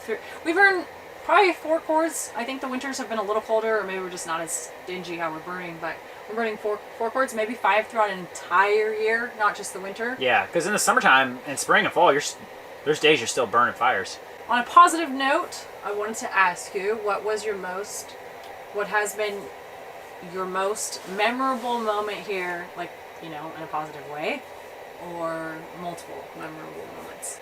I'd have to say that they're just probably our fishing trips. It's been the most memorable thing for me. We are not professional fishermen and women, but we've gotten a lot better, and it's always something that I'm really proud of when we go out and we catch what we were after. You know what I mean? We go fishing, we're like, let's go try to catch these salmon, and we actually catch them. I think it's pretty amazing. Do you like the challenge? You like the accomplishment? Yeah. The goal. I really like the experiences of traveling different places. And for me, there's not just like one, like you, there's not just one experience. I used to say it was that time we were surrounded by a herd of caribou. It was amazing. But we have had so many experiences since then that I can't even count them. I can't even count them on both hands. I can't, like, it goes, that were just, I don't even know like how to describe it. They just like get deep down into you. I know what you're saying. Yeah. Like into your soul, when and just something you've never felt before. Standing on top of a mountain or something. From like mountain views to glaciers to animals to the experiences of catching a fish and landing it. I mean, it's just phenomenal. It's wonderful, right? Being on the subject that it is hard work to do a lot of these things, what motivates you to live this lifestyle? I think the same thing as last time. The reward. The reward is just huge. I mean, it's all at how you look at it, though. The reward is huge to you, right? Yep. To you. I mean, literally in the sense that you get... A moose is a big animal to take home. But in the salmon, too, it's a lot of meat you're taking home, right? Is that what you mean by that? Yeah. You know, a lot of the stuff we do, it seems like it's just 100% food related, and a lot of it is, but a lot of it is fun. A lot of it's, you know, the chase. The challenge. Taking a lunch break. We were going to cook inside the little ice hut, but for some reason on this lake, there's like 3 or 4 inches of water in there now since we've ran that heater. So we're cooking outside in the snow. See if this is heating up at all. This is like a chili, and then we added some other stuff to it. Made it like a minestrone soup almost. No, not even warm at all. Ooh, soup's almost hot. Let's get a couple more questions out of this thing. I'm cold. It is cold out there, yeah. I got cold just being out there. This is kind of a good question for you, Arielle. What about our future plans? What are our future plans? Like immediate plans? I'm not talking like 10 years down the road. I'm talking about like this coming year, so on and so forth. We've got a lot of ideas we've been talking about. I'll take this as an opportunity to mention something that got asked a lot. And that's really been something we haven't really mentioned a lot on our end. Kind of jumped ahead of myself, but we have another property that Eric and I bought a few years back. The plan was originally, it's a little parcel of raw land. The plan originally was to put in some sort of like, I don't know if we were thinking a rental of some sort, possibly a vacation rental, possibly just like a long-term rental. And we cut in the driveway. Yep. Was that 2 years ago or was that a year ago? That wasn't this last summer, that was the summer before. Eric cut in a driveway and we started getting prepared. This last summer, we actually had a company that was going to do some work for us out there. And that kind of fell through. It didn't really fall through till pretty late in the year. And like Eric's mentioning, once it's that far in the year, it's already hard to get someone to do something like that. And so we didn't get to finish it. Here, I'm getting a bite real quick. What I did? Oh no. This lake, like every half an hour or every hour or so you'll get. Yeah, they like come around in schools or something. It's weird. Hunting? They're hunting. With our second property, our plan this year is to do what we couldn't accomplish last year. So we've got the driveway, feel free to help me with this, Eric. So we got our driveway kind of like carved out, the lot site carved out, and then it's just, there's a bunch of stumps, a mountain of stumps and dirt we need to get rid of. For sure. And so that's on the project list because we couldn't get it done. We want to get it done now. So that is on our project list. Yeah, the only reason we were going to have a company do it is we met this guy or talked to this guy and he was actually going to do it for cheaper than we could rent the equipment and do the gravel and everything ourselves. And the valuable time. Summertime is very valuable. This will take a few weeks of our summertime. So, yeah. We don't have any plans on our property, really. We are kind of at the point where we cannot really expand much more unless we were to expand into our bog. So, although there is a little bit of work we could do on the house, we probably won't be doing very much. I mean, gardening, of course. Yeah. We hope to go out fishing, maybe some different types of hunting this year. We'll see if we can do that. New stuff. I know that we didn't get to go to the cabin. Yeah, we didn't get to go to the cabin at all last year that much, I feel like, the summer. Yeah, going down to our cabin in the boat is so much fun. It's funner than winter, and we want to make sure to go out there a lot, so that's going to be something we're going to spend a lot of time doing. Did I miss anything? Is there something you think you want to do that we haven't? You know, there's always little projects we're going to be doing. I mean, I want to go on new adventures, do stuff we just haven't done before. We have a big bucket list for Alaska. It's very big, and it's constantly added to. Pages. And unfortunately, we won't be able to do some of those things until we don't have dogs, but for now we're enjoying as much as we can with them, and they love to come on the adventures. Yep. And we're getting to see a lot of really incredible things. We get a question a lot on kind of why we don't have more livestock. Cows, sheep, goats, etc. Would we add more? Yeah. No, for now. We have considered it. I'm a big pig fan. I really like pigs, but the space again is an issue. It really is a constant issue where we're at. And the land, agriculture is very difficult in Alaska. It's costly. Things have gone up a lot the last few years we've been here. A lot. At the point where I didn't think it was that affordable before we moved here, and now I really don't think it's that affordable for some of the costs of feeding animals. Yeah. Because we don't have grass. You know, we don't have things for them to feed on year round. No. Like some other places. No. So I think for the short term and maybe even long term, we probably wouldn't. I know we both agree that it does hold us back in somewhat of a way. The chickens are pretty easy. They can be left for extended periods, but once you start getting to bigger animals or even more animals, we can already really provide a lot of our meat pretty much through wildlife. So why there's no need to raise more animals. Well said. Do you miss any modern conveniences, like living in our cabin, living up here? This is such a good one. So what do we not have in our cabin right now? Well, we don't have a refrigerator, we don't have a microwave, we don't have an indoor plumbing or indoor shower. TV. We don't have TV, we don't have like just blow dryer, vacuum, a thermostat with heat, anything like that. It's pretty basic. I don't really miss anything. Only thing that would be kind of nice is if we had like some sort of like a small TV to watch a movie every once in a while. You'd say a small TV? I just like the laptops. We've never really been big on TV. We've never really had TV. We've had TVs, but we never really had cable or anything like that. So that's not to me a big deal. It sounds weird, but a blow dryer is something I would love, and they are very demanding. Far too demanding for our solar system. I guess I could turn on my generator in the morning if I wanted to blow my hair. Since we've lived here, we've been to a hotel, maybe what? A hotel or a dry cabin, maybe like 5 times, 6 times? Like an Airbnb or something. And it's like a vacation because we get like indoor bathroom, we get a blow dryer. I live in the shower. I take such long showers, I don't miss... So maybe a blow dryer? I don't miss anything besides maybe a blow dryer is nice. When we went to the hotels, I thought that was really nice to have. I think for the most part, we're pretty easygoing. I don't want to say we have low standards, but we're very rustic individuals. Low maintenance. Yeah. Low maintenance. Very low maintenance. And there was challenges, but it wasn't super hard to adapt to our off-grid life or our like downsizing, having less stuff. The biggest challenge to me would probably be our space. Tiny living isn't always the best for Alaska. Alaska, you need... I think you need it. You need a lot of equipment, and if you want to do what Alaska has to offer, there's different things you need for different seasons, you know, side by sides, or if you want a boat, or if you want snow machines, or this or that. And you need storage for all that stuff, and it's just like, oh my gosh, a lot of things. That's something we didn't anticipate when we moved here, was how many things we would be doing and all these activities we'd be participating in, and the storage of equipment. What you just said, gear. We didn't even know we were going to be snow machine riding. Did you see that? You getting one? You see him moving it around? No. Oh, there he is. What are you doing? You're just oh my gosh. He's a rocket. He came out. Oh, he dropped it. That was the fastest fish I've ever seen. He just bit mine. Okay, so you got him now. Dang it. What's going on with my... What happened? You hooked it on the side of the ice. Okay, he is the... I saw a flash down there. No, I didn't hook it, Eric. Wait a minute. This went in. Tighten it up. Okay, I got him. Oh, he's out. He's still down there. Well, I don't have a treble hook. I got a single hook. There's. That's a big fish. Got him. That's a nice pike. Nice. That's a nice pike. Yeah. Careful. You gotta be careful because of the holes. Okay. Take it on the side. Take it on the side. That's a nice one. Yeah, that's a really nice one. Just I get scared because we're in so much. See how thin he is compared to the one you got? Awesome. That was a fun one. Look at that guy. He might be longer than yours, but he's thinner. He is the same length. Yours might be a tiny bit longer.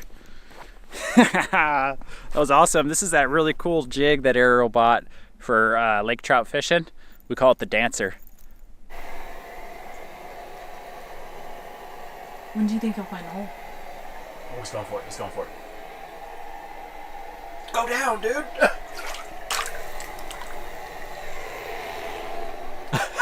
So much water in here.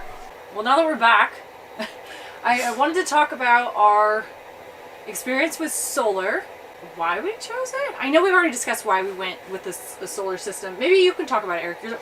I swear I just felt the fish. Oh God, he's in there. there. I want you to talk because you're the one. I feel like you do all that. You know all of it. You manage it. For sure. I have my opinions, but yeah, we put in our solar system, and it cost us $3,000 when we put it in. When we first moved up here, there was a tax credit, a federal one, which was 33% back or something like that. So our whole solar system cost us $2,000, and it has just been awesome. We got 4 big batteries, 2 panels, a little charge controller, 2,000 watt inverter. It's more than enough for our needs. Like we mentioned, we don't have a lot of stuff. We installed it ourselves. It's just really cool. It's really something, it's fun for us, I think. It's something you get to manage, you get to tinker with, you can change things, you can add things. It's just, it's cool. It has not been a problem, am I right? Like we've had some problems with things, yeah. but never any problems with our solar. Oh, it's our been amazing. experience with solar has been highly positive. Oh, yeah. And would you go solar in the future? Oh. Would you go back to, would you hook up if you were able to? No, absolutely not. I'd always go solar. I feel like it's so worth it. Power goes out all over the world. In Alaska, people's power goes out a lot. Most people that have power, well, not most people, but a lot of people, they have backup generators anyways. I just feel like it's, for us, I feel like it's totally the way to go. Yeah, it's changed the way we live because we don't have a lot of those appliances, those modern appliances, but I don't ever imagine having a refrigerator. I just really like the way we live. So you can absolutely have a much bigger solar system. It's going to cost more. We're just really like, we I don't know, we take a lot of pride in like the fact that we don't use that much. For sure. We do have to run a generator on cloudy days and in the winter a little bit. Yeah. For the most part, all of our needs are met with our solar system and our solar panels, right? Oh, totally. Like in the summer, we run a huge freezer. We never have to run a generator. The exception is during seed starting season, we do have to run, to supplement our plants, we do have to run a generator a little bit. I don't think the gas consumption is that much, personally. No, not at all. Our generator will run for almost 10 hours on a gallon of gas, so it's pretty reasonable.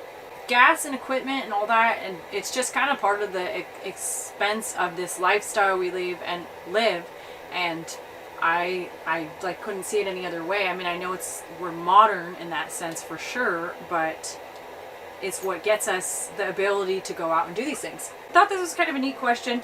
If we were moving back into our house day one, what would we do differently? What would you have done prior to living like in it? Because it's now pretty difficult now that we're in the house to make a lot of changes. I would have put our floors we put in. I would have put those in right away. Maybe paint right away. Things you could do more easily when you're not living there. The floors made a big difference. Our house was unfinished, and those floors that we put in were awesome. Yep. Totally waterproof. I think the biggest thing that's hard for us definitely is the water storage challenge, because you have to run that hose. We have to bring it inside in the winter. In the summer, you can just leave it hooked up to our well. Now, you could just hook up our well to our house, but it has to be done a very special way, so the pipes need to go very deep. You know, it was not such a simple idea. Yeah, we don't have just like a permanent concrete foundation. Our cabin is actually raised up off the ground on piers. It'd be a little more difficult. To make sure it like doesn't freeze. You'd have to do a drain back system. And I think we had thought, let's move in and we'll kind of change things as we go, which we've done, but we call it long-term temporary. A lot of our setup is like straight up long-term temporary. So meaning we're just too busy doing other things that's not a priority for us, right? That's perfect. That's it. That's the way it is. I know it may not be the most easier functional or whatever. I think it works for us. Yeah. Do you ever get kind of like burnt out on our life, or would you like do you crave a vacation? Do you want to travel? Is there somewhere else in the world you want to visit? Something on your beyond Alaska bucket list? Honestly, no. I love it here. I love it here. There's a lot to explore here, and I feel like we've just broken the ice of what we can do here. I'm still on vacation here. Yeah. I mean, yeah, it's tiring, but I foresee a lot of traveling in our future here. Just keep doing what we're doing. Yep. It's too much to explore in a lifetime here. Definitely. I feel like that's true. There are other places in the world I probably would travel if I wanted to get on a plane, but I don't want to get on a plane. What do you most miss about Oregon? I guess the longer summer. Not necessarily the heat, but just a little bit longer of a summer. I miss our fruit trees that we had in the backyard. I definitely feel like I took those for granted. When we moved in, we had these big, beautiful, mature fruit trees, and they produce thousands of apples. And pears. And that's something here that's not... Fruit production's not good. No. No. Berries are good, but not fruit. We already mentioned how long we've been together, but we didn't quite mention the dynamics of our relationship and like who you did kind of touch on it. We both do. I feel like we both do what we both somehow have the same goals in life, and it's not like you say you want to do this or I say we want to do this and then we do that. I feel like we both genuinely want the same things. We're both on board for what the other person wants to do. It's a weird thing. Yeah. That doesn't mean that we go about it the same way. I feel like if we're both like want to get to this point or he wants to get to this point, we like each take a different path, and that can be pretty problematic at times. We don't necessarily work super strong as a team, but I do think we get the job done. Yeah, I like to get stuff done fast. Oh, and I'm I want it slowpoke. accomplished, and Arielle wants to like every step of the way. Yeah, I am a little more, what's the word? Particular? Particular? I mean, gosh. Yeah. Let's not get into that right now. Yeah, it's a really funny thing.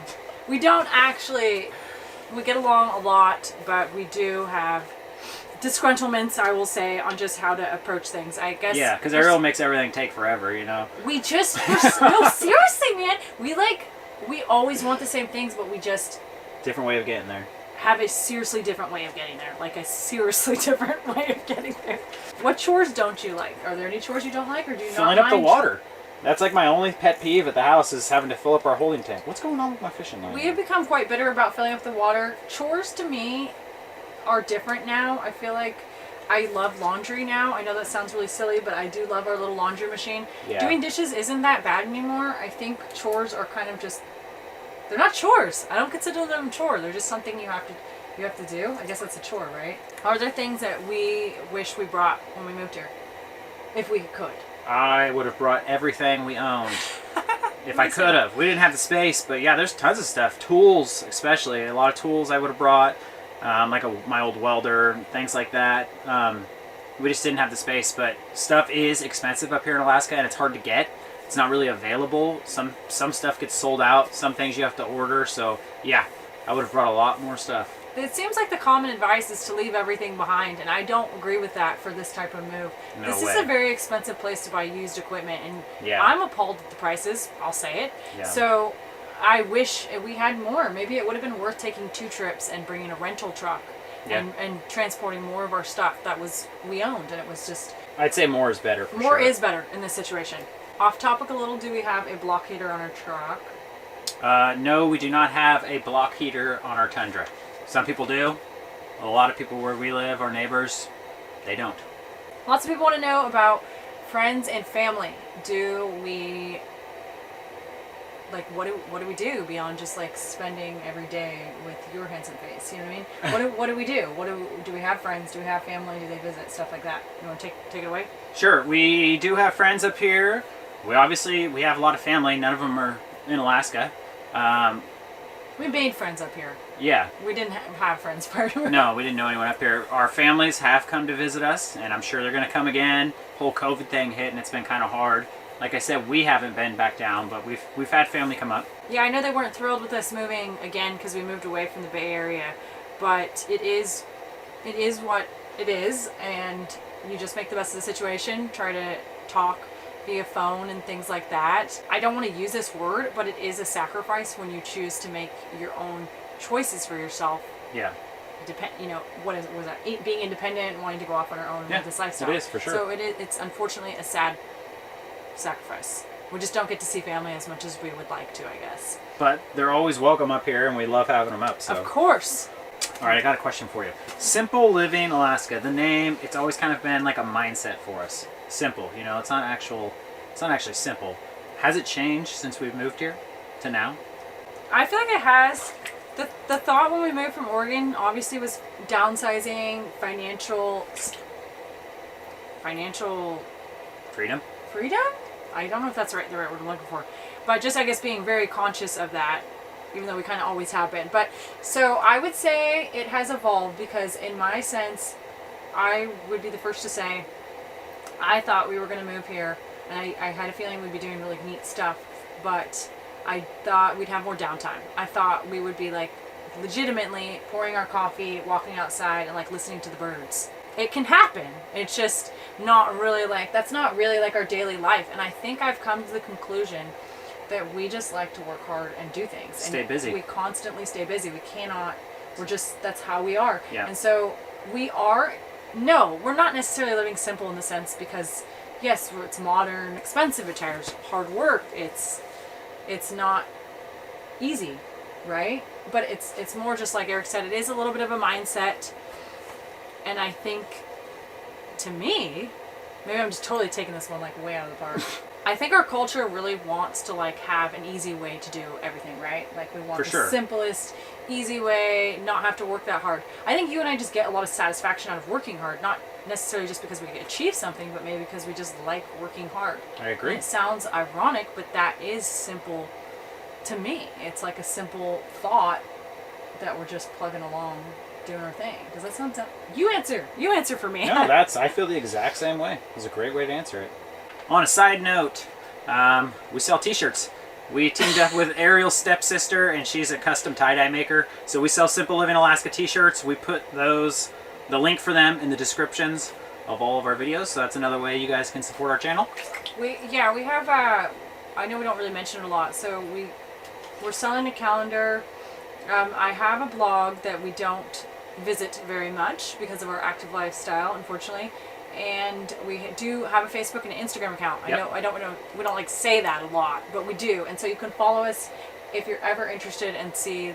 Sometimes we try to post things that are not exactly on our YouTube channel, right? Yeah, it's kind of like behind the scenes. We don't just, post the same things. We like to keep different things on there. And Allie is an amazing, amazing tie-dye artist, and that's why we kind of did the collaboration with her for our tie-dyes. Look, I got some on right now. I just think it's friggin' awesome. Yeah, I know. It's beautiful Sweet work. It's not like our channel name per se or anything, but it's just really, really sweet tie-dye. If you were wondering why we're wearing a lot of tie-dye now, there you go. That's your answer. These two questions we get a lot. Are you going to build onto your house and make it bigger, since it seems like you're always struggling with it being so small? Probably not. I mean, there's no perfect situation for what we have going on there, but we just feel like right now, taking on a huge project like that and, using a whole summer to do something like that, possibly longer, is just not something we want to do right now. I don't think it's worth it to us to get a little bit more room. And the land too is just, that's like, yeah. It's hard. You answered it. No. The answer's no. We've considered it and no. And the next one, root cellar number 2. When's it coming? You guys going to build a new one? The whole root cellar situation, I know a lot of people missed it, but we built that. When did we build it? This summer we moved here. First summer. We dug a hole with an excavator and filled a bunch of earth bags, tamped them down. I think the theory was great, and they can really work underground. We failed to understand several things, and where we live, the water table is high. Now, what I literally mean by that is, you literally can go a few feet into the ground and you have water. You hit water. Like 2.5 feet. In the summer, you hit water. Yeah. And so that's a problem for underground structures. That's a problem It a is. lot. And that the year we built it, it was a dry year. So we dug down 10 feet and we just hit water at 10 feet. We didn't realize that the next year it was going to be right back up at that 2 feet. So someone had said they thought it was going to be a swimming pool. They did, and it was a swimming pool. It was like it turned into a swimming pool. Underground cold hot tub. It was amazing for storing vegetables. To be able to utilize the land and the earth, how it keeps things at certain temperature, right? And stores vegetables was amazing. In June, we were eating carrots and things, and they tasted like you just pulled them out of the ground from the prior fall season. It was amazing on that. If you were wanting to go swimming for the day. The space was also a big deal, right? Because it kept it from outside of our cabin. Yeah, got it outside. But again, we're just not really willing to build that, not just because of finances, but we have really looked into other options. We have looked into septic tanks, concrete septic tanks, other things, and it is always a problem when you're trying to put something that stays dry, so not liquid filled, right? In the ground, where the ground shifts a lot from freezing water. Frost heaving moves. It'll literally move structures around. It'll pop fence posts out of the ground. Do you want to say what frost heaving is? I didn't know about frost heaving until we didn't either. We have all the moisture in the ground, and it's the freezing of the ground. I mean, the ground freezes here. You can't just take a shovel in the winter and just go in the dirt. It's frozen solid. The water expands and pushes on things in the ground. Oh yeah, our garden has fence posts that are all over our gate we put in our house. It just happens. It's something that you got to deal with here. There's probably some building ways around it, but for our particular situation, it is very difficult to figure that out. Basically, going beneath the ground is not really ever a good idea where we're at, I think, right? So I think the root cellar is kind of on hold for this point. If you missed the episode, where we filled in our root cellar, what was happening because of all that shifting in the ground and the water, it was actually pushing in on the walls, the weight. The walls were not strong enough to withstand that weight, and we obviously had an issue of water not year round, but half of the year, let's say. Yeah. And so we made the choice when we felt like it wasn't super safe. We knew it was going to basically cave in eventually. Eventually it would cave in, probably slow and dramatic, but we filled it in. We filled it in, and it hasn't really been a problem since we had to fill it in. Are you guys going to make a cookbook or write a cookbook? My answer to this is going to be a strange one, but I think it's possible to change in the future. For the short term, I have to say no to that because Eric and I are very strange in our kitchen. We take a lot of inspiration from the food that's around us, and we're always substituting. We're always trying new things, and we're always like not particular on our measurements. Yeah. So it makes it very difficult to reciprocate that, and I know that's exactly what a cookbook is. Cookbook is a recipe, you know, how to reciprocate this at your own home. And I personally I don't even do that. When we make bread or certain things, we make them almost different every time. We just sub in this, or maybe I want a little bit of that, or maybe I want... So for me, it would be difficult to... I mean, that's just one of the things. Obviously, writing a cookbook is a massive, massive thing, am I right? Oh my gosh, yeah, just right now, it's just... Not in our life. It's not something we're that motivated to do. So we love cooking, we love eating, and we're just going to kind of leave it at that for now. Are you a chef? Have you been a chef in a previous life? No, I have not, but I used to watch the Food Network a lot when I was younger. Did you really? Oh my gosh, yeah, my mom would always watch Emeril, and that's pretty much who she would watch. But yeah, no cooking legitimate training here, so. Another question we get a lot is, you guys see us go out on these snow machine trips or in the boat or on the Polaris, and you want to know how we don't get lost. Like, how do we know where we're going? Like, if we're on a snow machine, we're just going down some bog or some river, how do we not get lost? Well, we have a GPS, right? Although GPS, I would say, is really crucial. Yep. There's something that is even more crucial, and it is your own compass, you learning the trails, you understanding them, you putting your feet out, not going by like, someone said you go left up there, and you know, you actually need to go out and learn these trails, and once you learn them, you know them. You know them. And seriously, when we go out on trails, sometimes someone hasn't been there before. It looks different. Maybe there's a new obstacle. You need to know if you want to keep going that way. You need to know... You know where you're at. Yeah, and you can get confused. Oh my gosh, yeah. It has happened to us. Just the other day, we actually were going... I overshot something, and we ended up going down like a mountainside. It was horrible, honestly. It wasn't fun at all, yeah. You got to just learn it, basically. You go out, and you don't go all the way. You take the side-by-side out, you go as far as you want, and then you take the same way back, and you learn it. We've been up here for a few years, and we've learned the trails. The lake we're at right now, we've done this trail probably 6 times or so. Yeah. And this trail actually we're on right now is actually a marked trail. There's like a groomed trail, and they put little stakes in every so often so you can stay on the trail, which is it's pretty nice to have, especially if it's snowing. It's kind of hard to see the trail. The thing that's crazy though is that when you're traveling, is that the weather. It can be dumping snow. Maybe you don't have light on your side, right? Maybe it's you're traveling morning or At night. Yeah. And I was also going to say, there's still. This surprised me when we started traveling on the river or water. You still see open water. Like you're literally driving a machine on it, and then you're like, oh hey, there's some open water over there right next to me, about a foot away. 5 feet. That's really common here. You run into ledges and open water, and you just need to be careful. No one really tells you where they are. You have to know it. You have to be careful. You have to be cautious, for sure. You have to be cautious. Do you agree that a good piece of advice is to always go back the way you came? That's almost always, I feel like I mess up with that one because I'm the one that's trying to like try new things, push a little further, go a little harder, and it inevitably almost comes back to bite us in the butt because something happens every single time. And Eric's always like, we should play it safer, Arielle. And she never wants to, but... and it lands us in a bad situation every time. It does, and I totally agree with what you say. And one other thing I believe is like a piece of gear in the winter, if you're out on snow machines, that you should always have. First off, if you can take 2 snow machines, take 2 snow machines. It's kind of hassle, you use more gas, but take 2 snow machines. If one gets stuck or one breaks down, you can go home. The second one is snowshoes. If you have a few feet of snow on the ground, 4 feet, 5 feet, whatever, good luck walking like 100 feet without snowshoes. I mean, it is so hard to get through snow. Even crawling on your hands and knees, trying to spread out your weight. Snowshoes, must have up here. You can totally, if we were in a situation where we weren't stranded or something, you could actually walk out with some of the snowshoes. With snowshoes, like it would take a long time. We're 8 miles from our truck right now. We could walk out of here. We could, not with have snowshoes. We'd have to leave your stuff, but. And something about snow machines that caught us by surprise is they get stuck quite a bit. They're not just like bulletproof out here, and having 2 people on a snow machine is kind of like having 2 people on a quad. You're gonna lose mobility with them, yeah.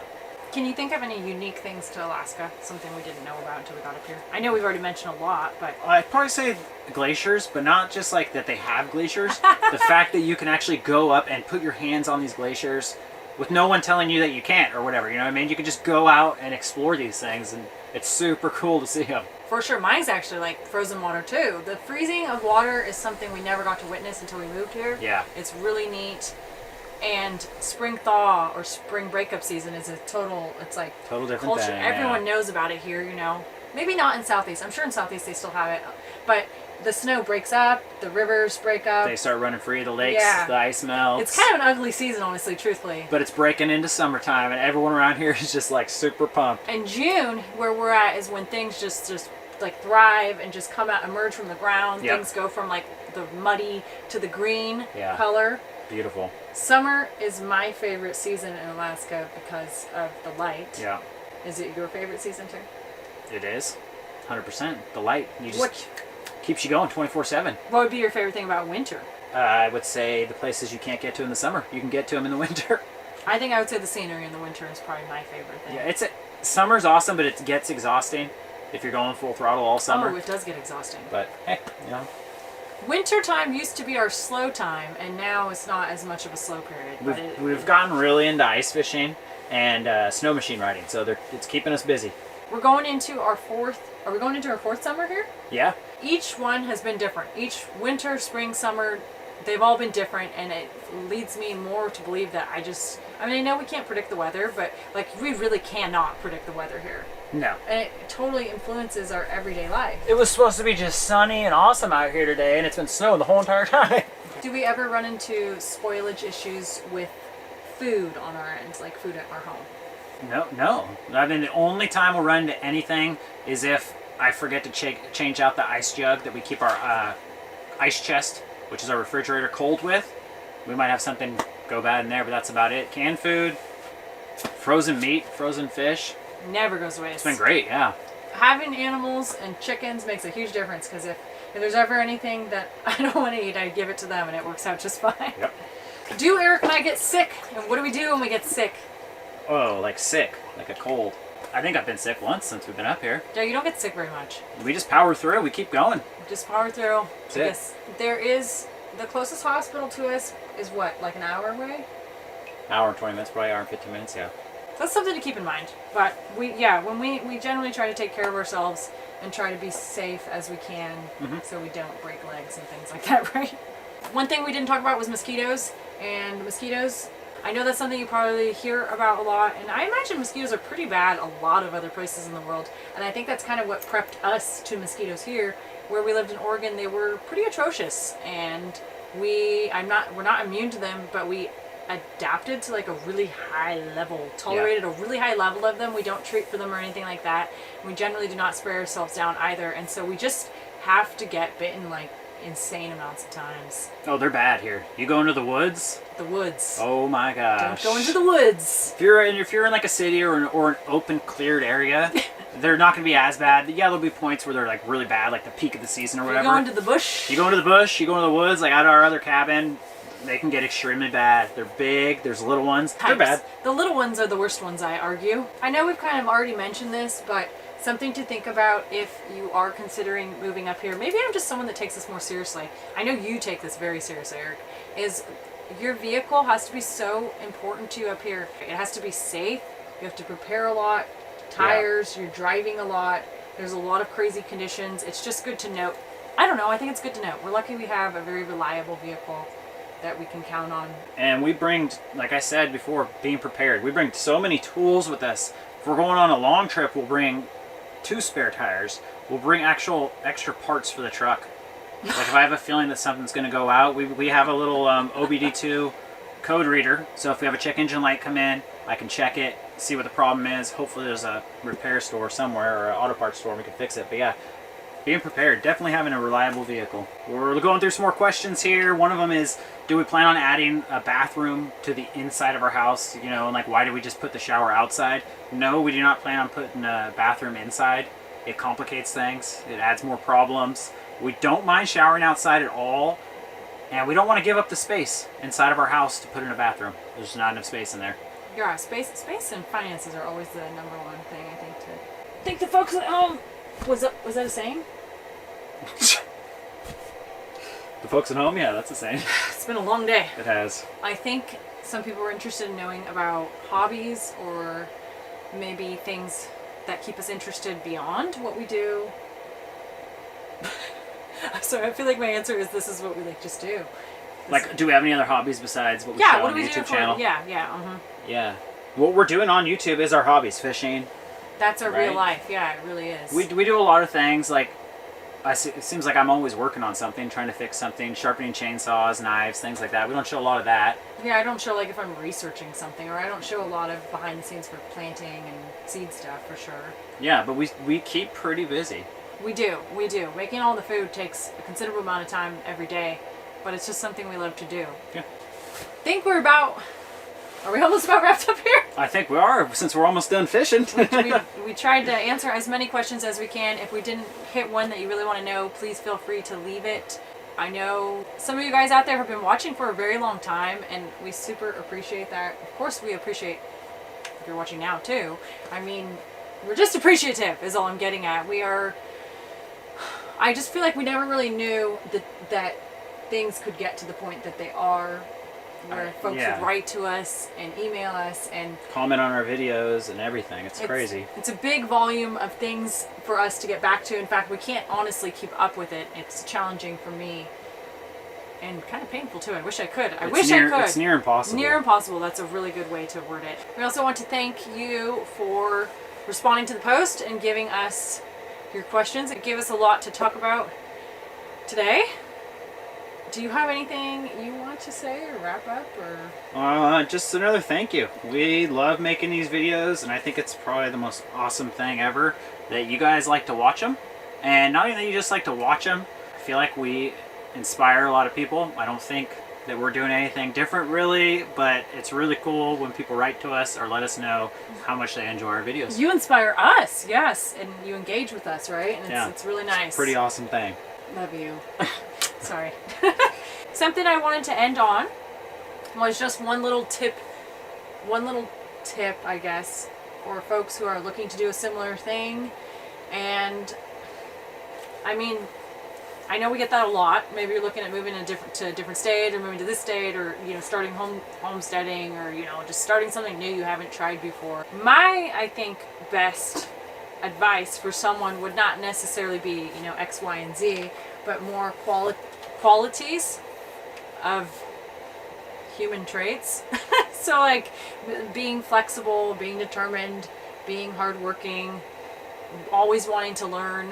May sound strange, but those things will carry you really far, much further than just finances, right? And, oh my gosh, yes, for sure. But, I mean, definitely, finances is helpful too when you're looking to do these types of things. It's not very easy to just move to Alaska and live off the land. That's not really a possibility, right? I don't think it is. I mean, Alaska is a beautiful place. It's awesome. There's so much freedom, but it costs money. And if you never know until you try. So if you're thinking about doing something, plan as best you can. Plan on get some sort of income. We have just a few small incomes, and we have to keep them going to keep doing what we're doing up here. You can't just come up here and, so to speak, live off the land. You need a little something coming in. Of course. And this is kind of like a quote that a great speaker once said. I think her name was Arielle. I asked Arielle, what do you need to live in Alaska? And she said, you need two things. What did I say? She said money and grit. On that note, we are going to try to catch this last fish and head home. Thanks for tuning in. Thank you so much for watching. Oh yeah, he's on. Oh, okay. No, I want no, he's mine. He's I mine. want a fish. Right. Oh yeah, he's eating mine. He's eating mine. He's mine. He's playing around with them. It would help if you just let him do his thing.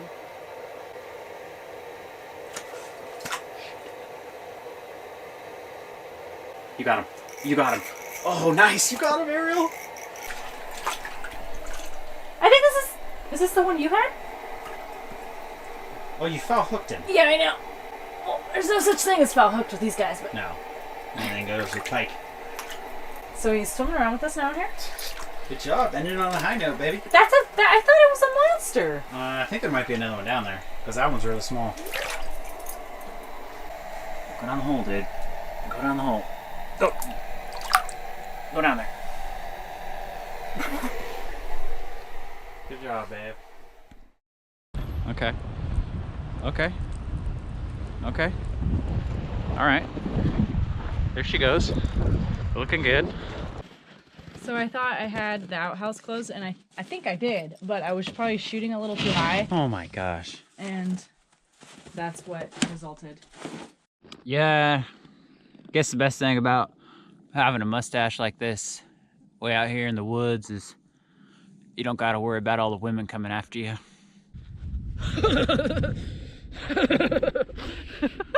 Should I make that sound?